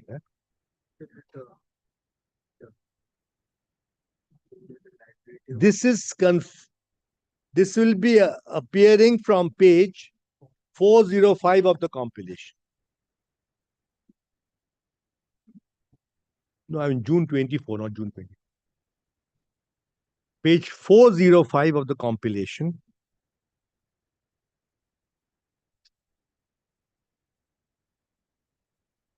Prabhu had given a guarantee for 3 crores and pledged shares for that. 10 lakh shares as security for that. Now the shares have been sold worth 4 crores.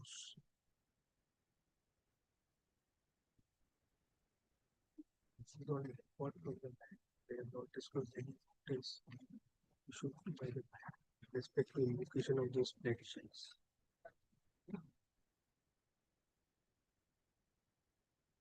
We had specifically called upon in the petition GA2 to show whether 176 notice was given by the bank. Before sale of the pledged shares, nothing has been shown in the opposition. So for 3 lakhs guarantee, they have shares worth 4, so 3 crores guarantee, shares worth 4 crores have been sold. And I have given documents in GA3, in GA1, paragraph 32 to show that the borrower company PI Minerals is a company under the absolute control of the respondent numbers 1 and 2. So their own company's liability was discharged from out of sale of my shares. Shares which are supposed to come to me as per the MOU, for which they've got the money. So having received now more than almost 30 crores, and they are left with much less shares. In my humble submission, this guarantee condition may be kindly not continued by my lords when finally disposing of the appeal. And secondly, this guarantee condition is being misused by Prabhu and by the respondents by writing repeated letters to banks and other authorities. Compilation, that I have given a guarantee which has been issued by MBL Limited. So what kind of an interim order you're enjoying now? Whatever was the trial Status quo. Yes, status quo. I mean, basically, trial court's order revives. That was the status quo. With the coupled with the obligation that they should restore back the 6th March 2023, 6th June 2023 position. That, according to you, they have not done. But be that as it may, there was an order that, as on the date of passing of Justice Kapoor's order, what was the order? That should continue. That is status quo. Anyways, that's now less by 10 lakh shares. So that was the order. For that, I had furnished a guarantee for 10 crores. 10 crore? 10 crores. So 8 crores. 8 crores. 8 crores. Now, 8 crores guarantee for this, they are taking advantage of it and writing to MBL's bankers, to SEBI, that how could MBL give the guarantee for 10 crores? That is for 8 crores. Page 307 onwards are the letters. They are secured. The court has not exercised powers under 241 here. And they are also, I think, less than 2% shareholder now, with all these shares gone. 307. 307. Yes, 307. Then the one which rose to SEBI and all.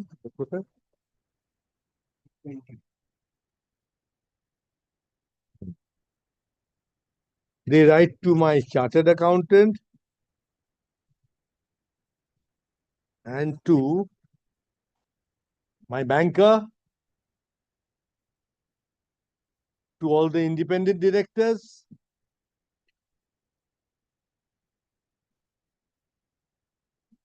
to the company secretary, that this kind of misdeed is going on. And they've now made an application that the guarantee should be replaced by my personal guarantee. As I'm saying, application where in this appeal?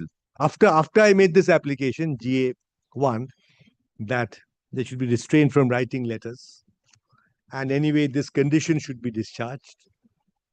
They now make an application after that to replace the guarantee.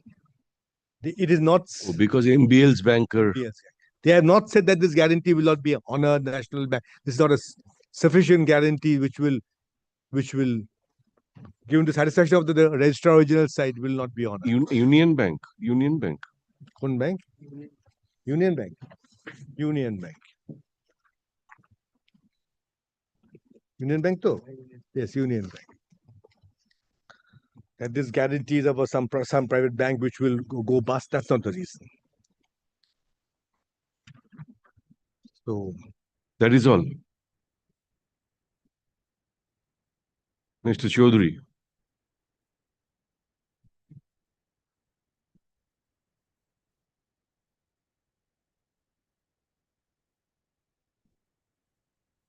yeah, most kindly.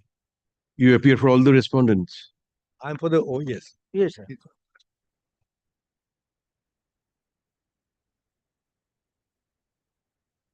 No, not now. No, not now. But if Lordship permits me, may I give a short list of dates?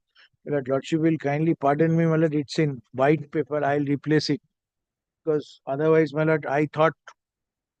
Don't replace. We are going to mark it. Don't take it away. We are giving you. आगे दीजिए तो. How don't you be?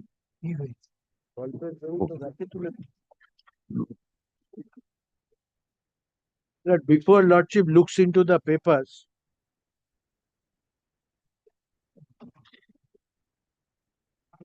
in 5 minutes, I give a brief background. Why I say, my lord, Lordship will understand or what is this that so much of arguments are being advanced. There are two agreements. Both are of 2013. The agreement, which is the subject matter of the Section 9 application, with which in appeal it has been carried in front of your Lordship, is the first agreement of 17th March 2013. What is the agreement about? It's sort of a family arrangement in the sense that there is a target company which is MBL, and that target company, which is of the Lakhotias, the family patriarch, I believe Mahavir Prasad, the warring parties are all the heirs and children of Mahavir Prasad Lakhotia. On one hand, my lord, these Maheshwaris, they are all brothers. Title, my lord, one has taken Maheshwari, one has taken Lakhotia, that's different, all brothers. The arrangement was that my clients will go out of the company and Mr. Mitro's client, Anjani Prasad Lakhotia, would come into the company. And for that, there was twofold conditions. Number one, his client would purchase all my shares. My lord, when I say my shares, my lord, shares held by me in my individual capacity and also, my lord, in companies controlled by me. He would buy my shares at an agreed price within a particular cut-off date. And the agreement provides that if his client fails to buy it within that particular cut-off date, I am at liberty to sell to anybody. And the cut-off date was 31st July 2013.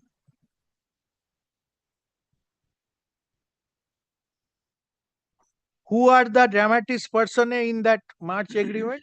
My lord, all the individuals, that is the brothers, all signed. And my lord, there are two companies which are involved. That is Prabhu International, which is my client's company, whose name is featuring in the agreement, but on behalf of the company, there was no formal signature. Because, my lord, for all practical purposes, I am the company, and similarly, MBL-A. A is, my lord, another company was formed, the Anjani branch. He adopted the family name because the parent company was going to him, MBLA Anjani. And my lord, the signatory of that is, my lord, Anjani Lakhotia. That admitted position by 31st July 2013, they are unable to make that payment and buy the shares.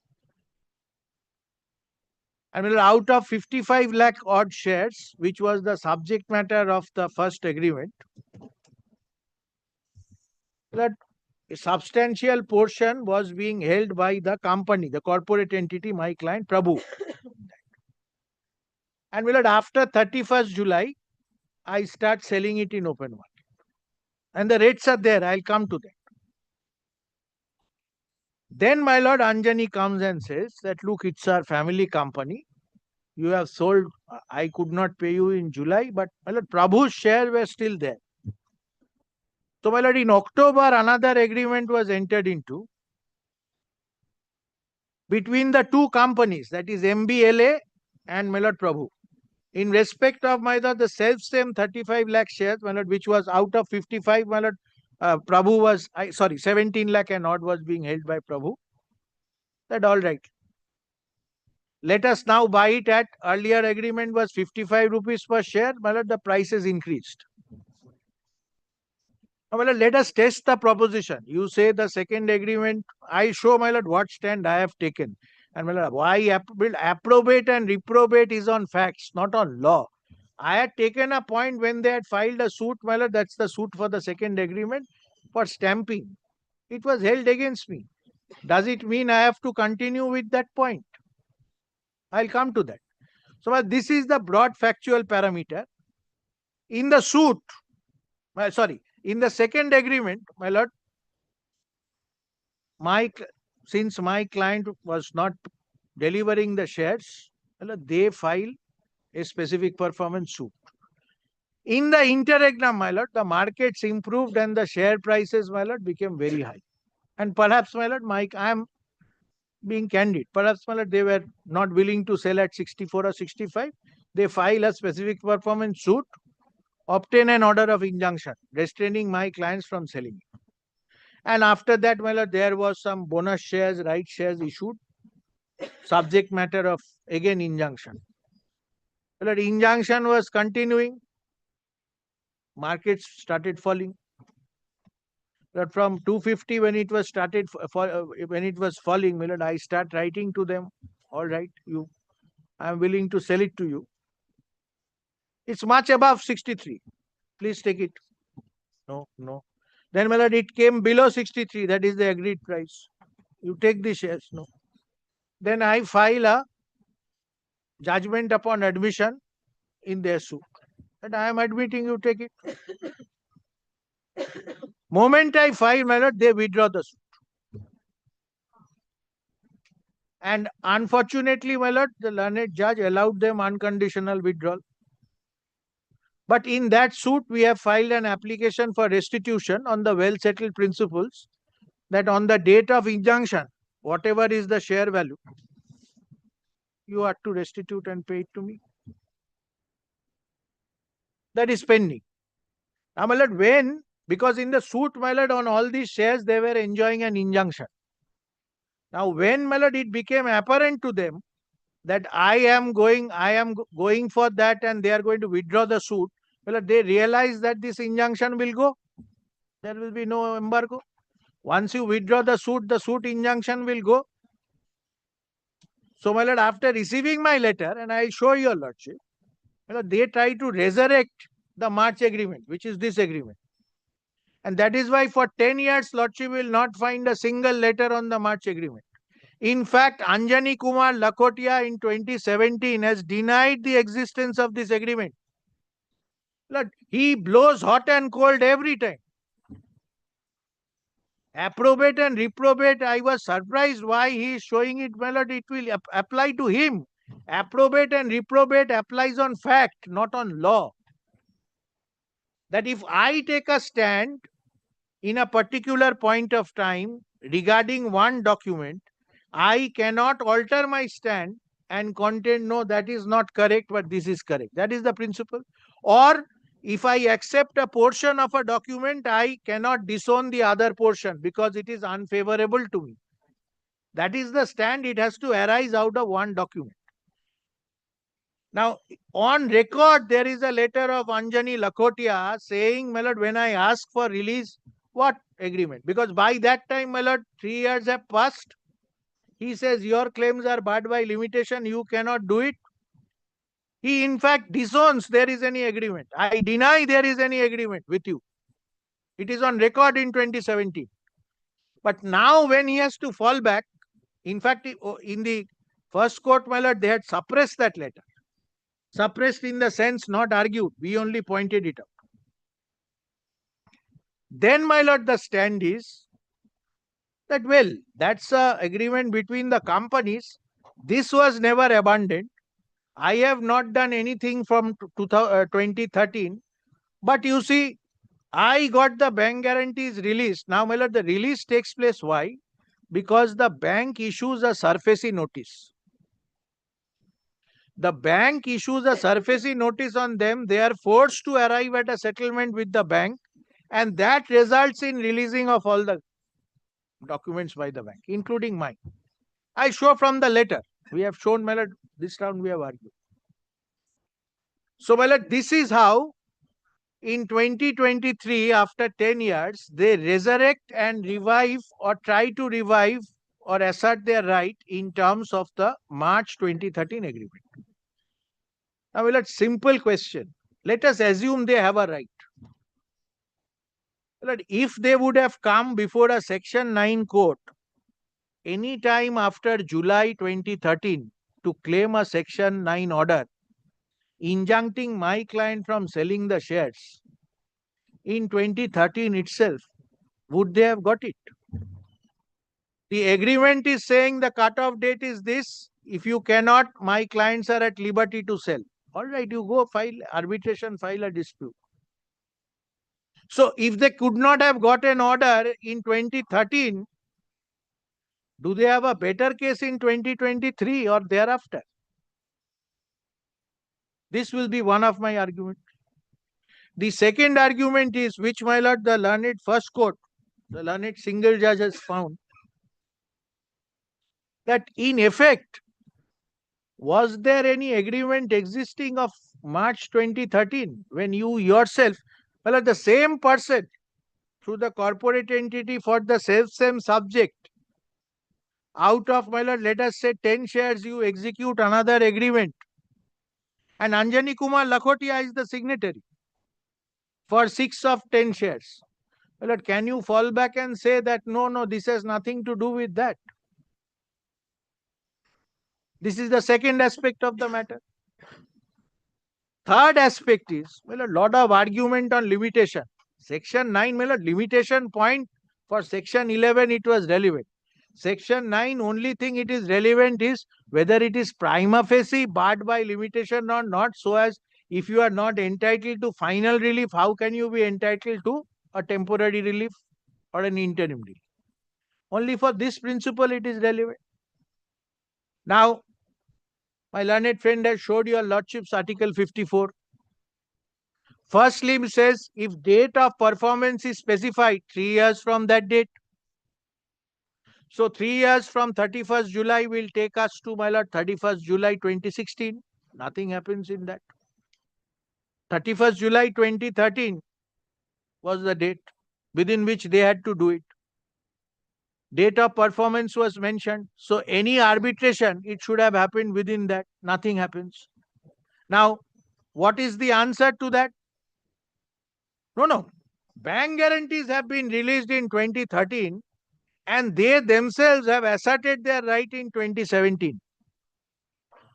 Well, it's like this.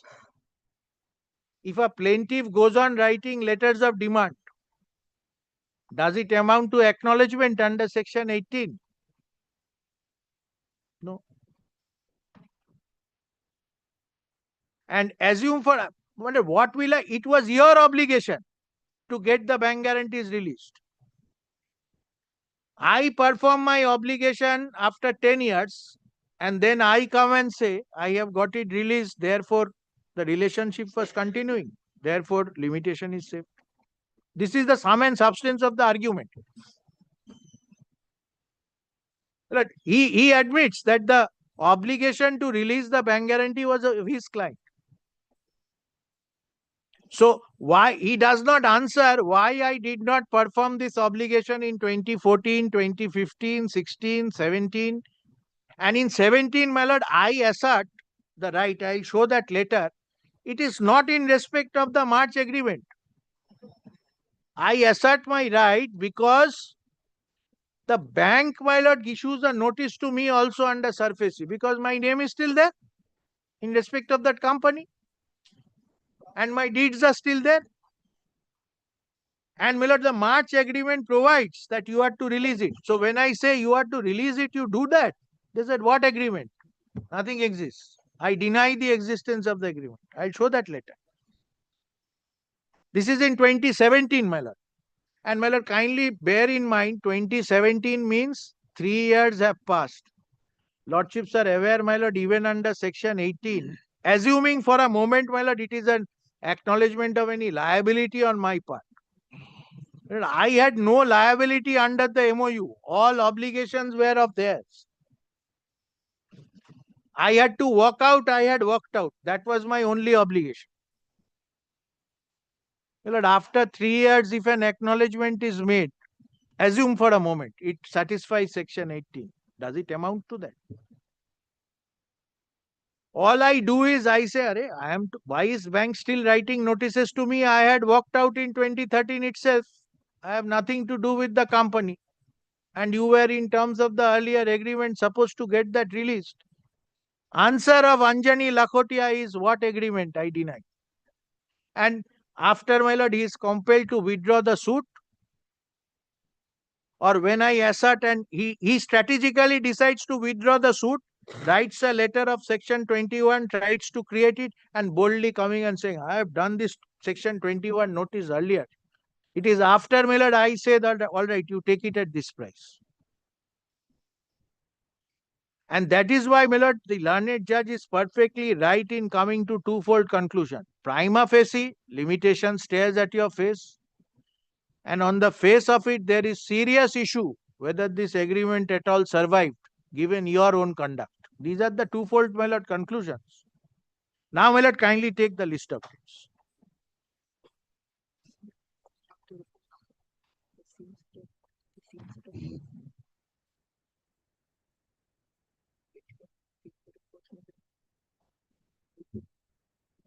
And my lord, my learned junior is right. The same set of shares which are the subject matter of this March agreement, which is the subject matter of section 9.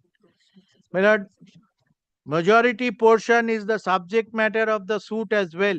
It's the self-same shares. All the shares in the suit are the subject matter of this application. All the shares.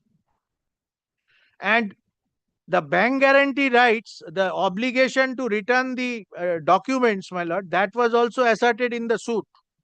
And while filing the suit, they don't make any whisper of this March agreement as well. I'll take your lordship to the plaint. So, my lord, approbate and reprobate principles, my lord, I'll rely upon it. I'll rely on the same judgment. Approbate and reprobate is a stand taken on fact, not on law. And, my lord, second principle is approbate and reprobate does not have any effect after an adjudication has been made. I raise insufficient stamp, that is rejected, I suffer an order. Does that mean that I have to take that stand? It is insufficient, it is void, and continue there? Because this is what they are accusing me. On the other hand, my lord, I will show that you have denied the agreement and now you are coming and asserting. So, my lord, list of dates, lordship will find MOU between Ram Gopal Maheshwari and other members of Maheshwari family and Lakhotia and MBLA Capital Limited. My lord, kindly take that document once. Lordship will find that at page 29.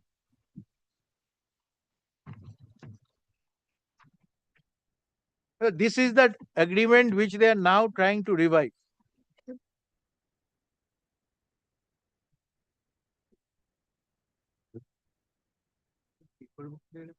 A paper book, yes.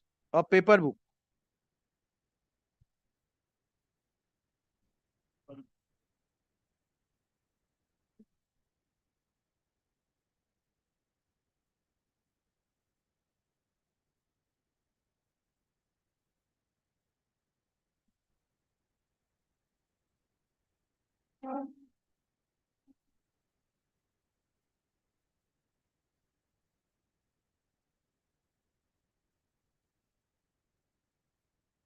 My Lordship will find my clients are the Maheshwaris. My Lord, after item 4 at the page 29, the first page, 5 Lordship will find fifth party is Prabhu International Limited, which is a company of the Maheshwaris, which was holding, my Lord, the chunk of the shares of the target company, which is MBL. Prabhu is made a party, but my Lord, there is no formal signature of Prabhu. Not that, my Lord, I am trying to deny that Prabhu is not involved on that. But I'll show how the next, because their stand in the suit is that Prabhu had not signed it and this is an agreement only between the companies. It has nothing to do with that. And because he will take a stand over here, Anjani walks out from the company, and that is why Mr. Mitro is saying, it is my son's company, I have nothing to do with it. I'll show, my Lord, Anjani has continued to sign all documents till 2022-2023. And after, my Lord, he walks out, he withdraws the suit. My Lord, a document is created, I'll show that. This is a classical case when I want to perpetrate fraud. I use the company as a veil, as a shield.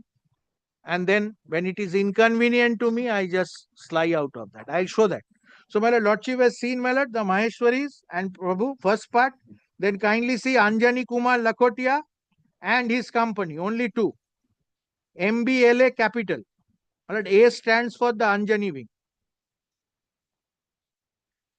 And Lordship will find first recital records. Party of group 1 and group 2 are brothers. Lord, I need not trouble your Lordship with all the recitals. Kindly come to recital G. The parties under group 1, that is my clients, are collectively holding 55 lakh and odd equity shares of rupees 10 each, representing 31.77 of the current paid up capital of MPL. So, the majority shares, my Lord, they were holding.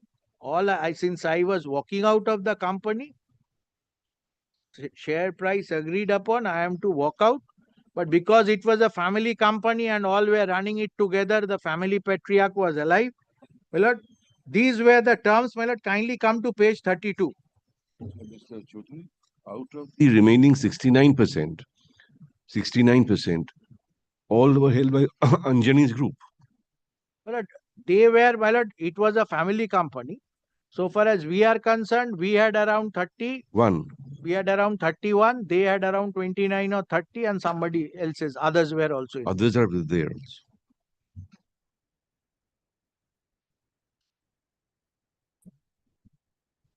Let kindly come to, my Lord, clause 1 at page 32. Pursuant to and in terms of the conditions of MOU and consideration set out in clause 1.2 below, details of shares to be transferred from each of the party of group 1 are set out below. Now, let kindly see, other than Ram Gopal Maheshwari, Prabhu holds 31 lakh and odd shares out of 55 lakhs. And it's an admitted position that this 17 lakh out of 31 lakh, which was still surviving for Prabhu in October, that is after 6 months, well, the companies enter into a separate agreement. So, my Lord, I don't know what will be the fate of section 11. We have also argued that under article 54, first limb, they are also admitting time period has gone. Does it not, if you are entering into another agreement for the same subject matter or part of the subject matter, it means effectively I have refused to perform this agreement. Therefore, you are entering into another agreement for 63 rupees, which was 55 rupees and not. Then also 3 years have passed, whichever way Lordships look at it. I'll come to that later. Now, let's kindly see 1.1 and 1.2. The members of group 2 agrees and acknowledges that first and second party have given the following personal guarantee. So, my guarantee is acknowledged.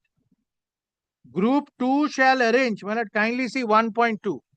Can this be at all a ground under section 18 of the Contract Act?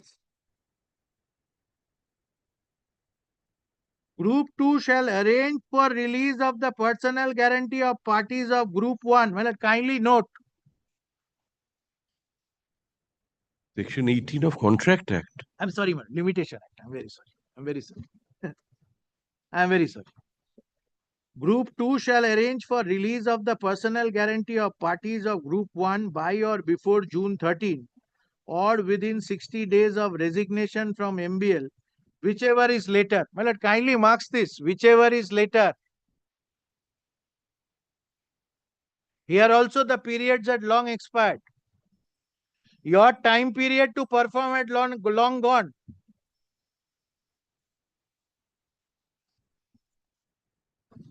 Then, my lord, pay and cost to be paid to Group 1 and inclusive consideration of 28.5 for shares set out in clause 1 above. Then, my lord, kindly see the timelines. 1.3 at page 33.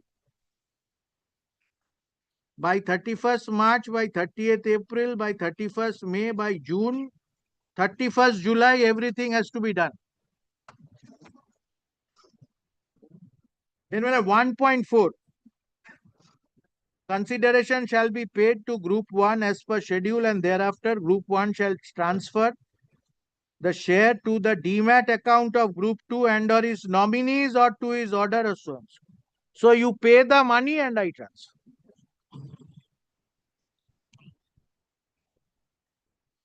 And then, well, the most important part, page 34, clause 3.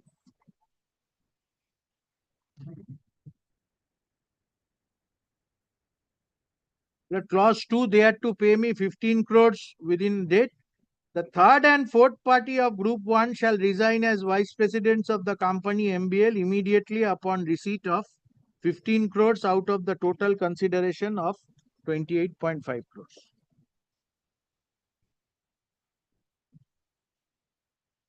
And then kindly come to the cut-off date. 31st July clause 4 point কত ছিল না? Lordship just gives me a moment. 283. I can sell it off. Yes. Well, let kindly come to clause 5.1. 5.1 at page 34. The parties of Group 1 jointly and severally expressly undertake they shall not dispose of, transfer or encumber the shares in any way except as has been contemplated under this MOU. Then, my lord, very important. However, members of Group 1 will be free to deal with as per their wish with their respective shareholding if the consideration as defined in clause 2 is not cleared by 31st July. That is why, my lord, if they would have come in section 9 in August 2013 asking for the same prayers, could they have got an ad interim or interim relief? My respectful submission is no. If they could not have got this relief in August 2013, can they get it in 2023 or any period thereafter? Taking advantage of their own conduct that I have done what I was supposed to within 60 days in 2017 or 2023. The Lordship has seen they were to get the personal deeds released within 60 days or as soon as I resign.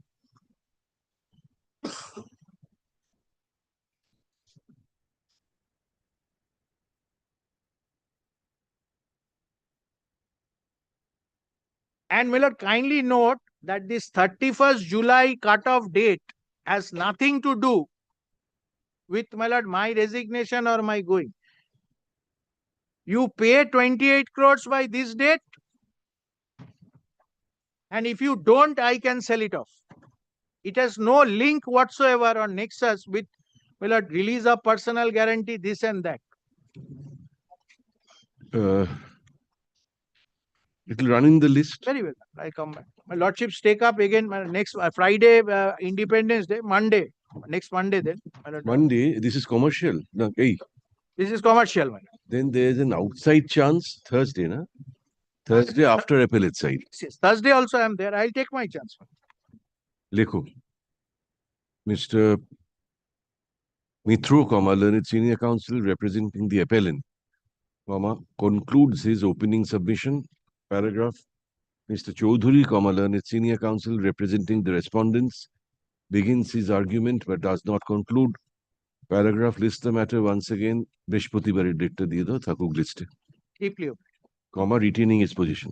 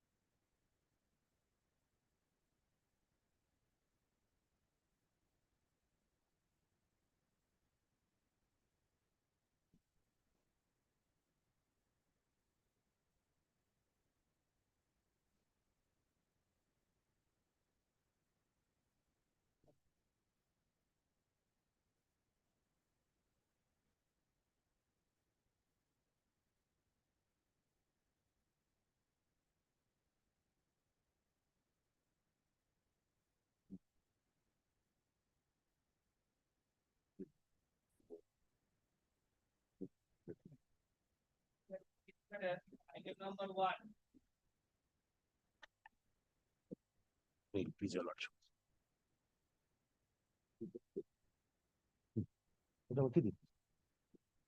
এটা বলছি দেখাচ্ছি হ্যাঁ খালি জিনিস তুমি দিয়েছো This appeal is against an order whereby, my lord, the injunction in a suit for infringement and passing off was vacated.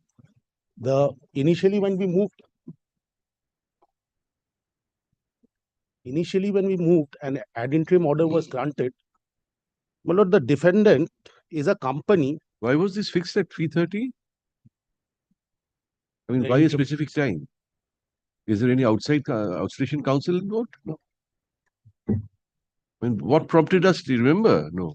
I wasn't there on the last You day. weren't there. So I can't tell your lordship. Anyway. My lord, I pressed for an injunction and your lordship said that let the. I see. No. Because all documents are there without filing of paper books, my lord, it was. My lord, the defendant is a company promoted by ex-directors and shareholders of the plaintiff company. So the directors of the plaintiff company and the directors of the defendant company are brothers. My lord, if I may just first show that he was a subscriber at page 101. The patriarch of the family was Dr. Muhammad Ilyas. He started this brand called New Life. It has been their contention. No, it was started by the grandfather, which is Dr. Idris.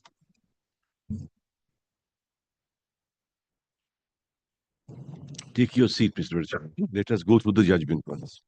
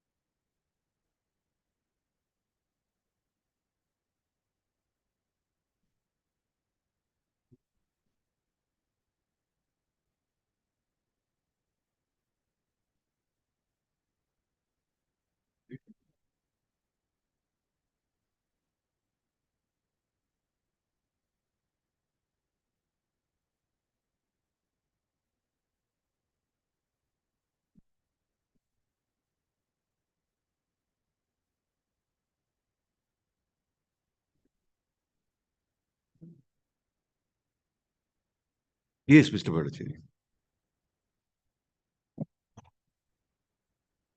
Not the grounds on which my application has been dismissed.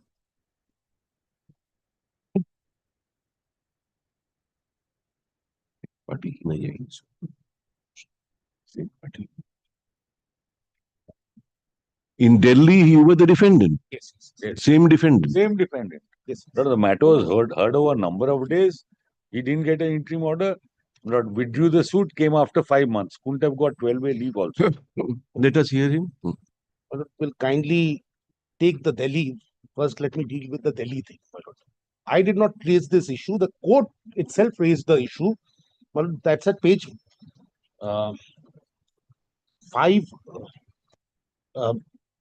906. Before going into the merits, Mr. Bhattacharya, is it a fact that you filed a suit and failed to obtain an interim order? No, my lord. What the court held was, first we have to satisfy ourselves that we have the jurisdiction. And it was found that the Delhi High Court does not have jurisdiction, and we withdrew the suit with the liberty to file before the appropriate court. And when we moved for the ad interim order, this was shown and it has been recorded in the order also. Show us those. Yes, my lord. My lord, find First, Delhi High Court's order. Yes, 906, my lord. There are several orders. 906. Volume 7, my lord. 906.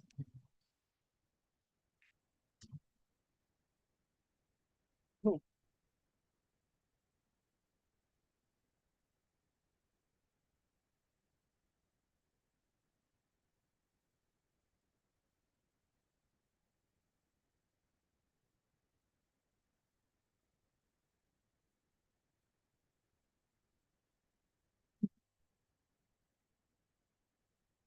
Paragraph 2 of that order, paragraph. This matter was listed for dictation of judgment today. While commencing the dictation, the court noticed that the plaintiff is situated in Bhopal and the defendant's addresses are also in Bhopal and in Indore. The perusal of paragraph 56 of the plaint, which sets out the ground on which this court would have jurisdiction in this matter, when seen in the backdrop of the law laid down by the division bench of this court in Ultra Home Construction versus Purushottam Kumar Chaube, would require the plaintiff to first satisfy that this plaint would lie within the territorial jurisdiction. Now, after that, there was no territorial jurisdiction. My lord will kindly take page 934 of that same volume.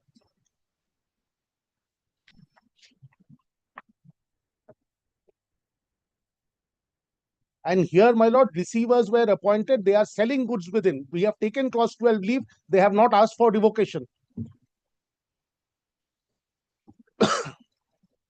934, such and such learned counsel for the plaintiff enters appearance and seeks to withdraw the suit.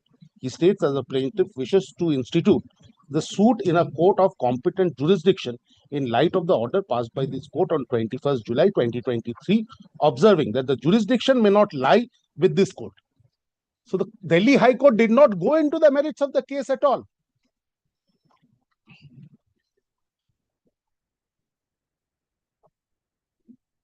Are these the only two orders of Delhi High Court? No, my lord, there are several orders. Several orders. I have only disclosed them. Starting at 899. I had disclosed it. No.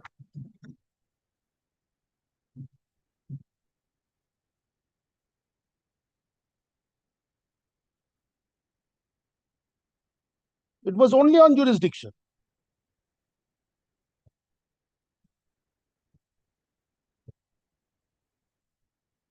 You see, an order refusing interim order would also have been without jurisdiction. So it is possible. Therefore, we want to see all the orders of Delhi High Court. Well, it starts at page 899.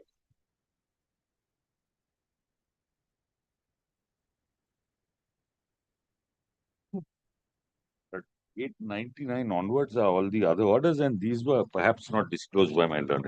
We have Disclosed before the learned single judge. They did not disclose. You have mentioned it. My lord, it's recorded in the order. I will show that order.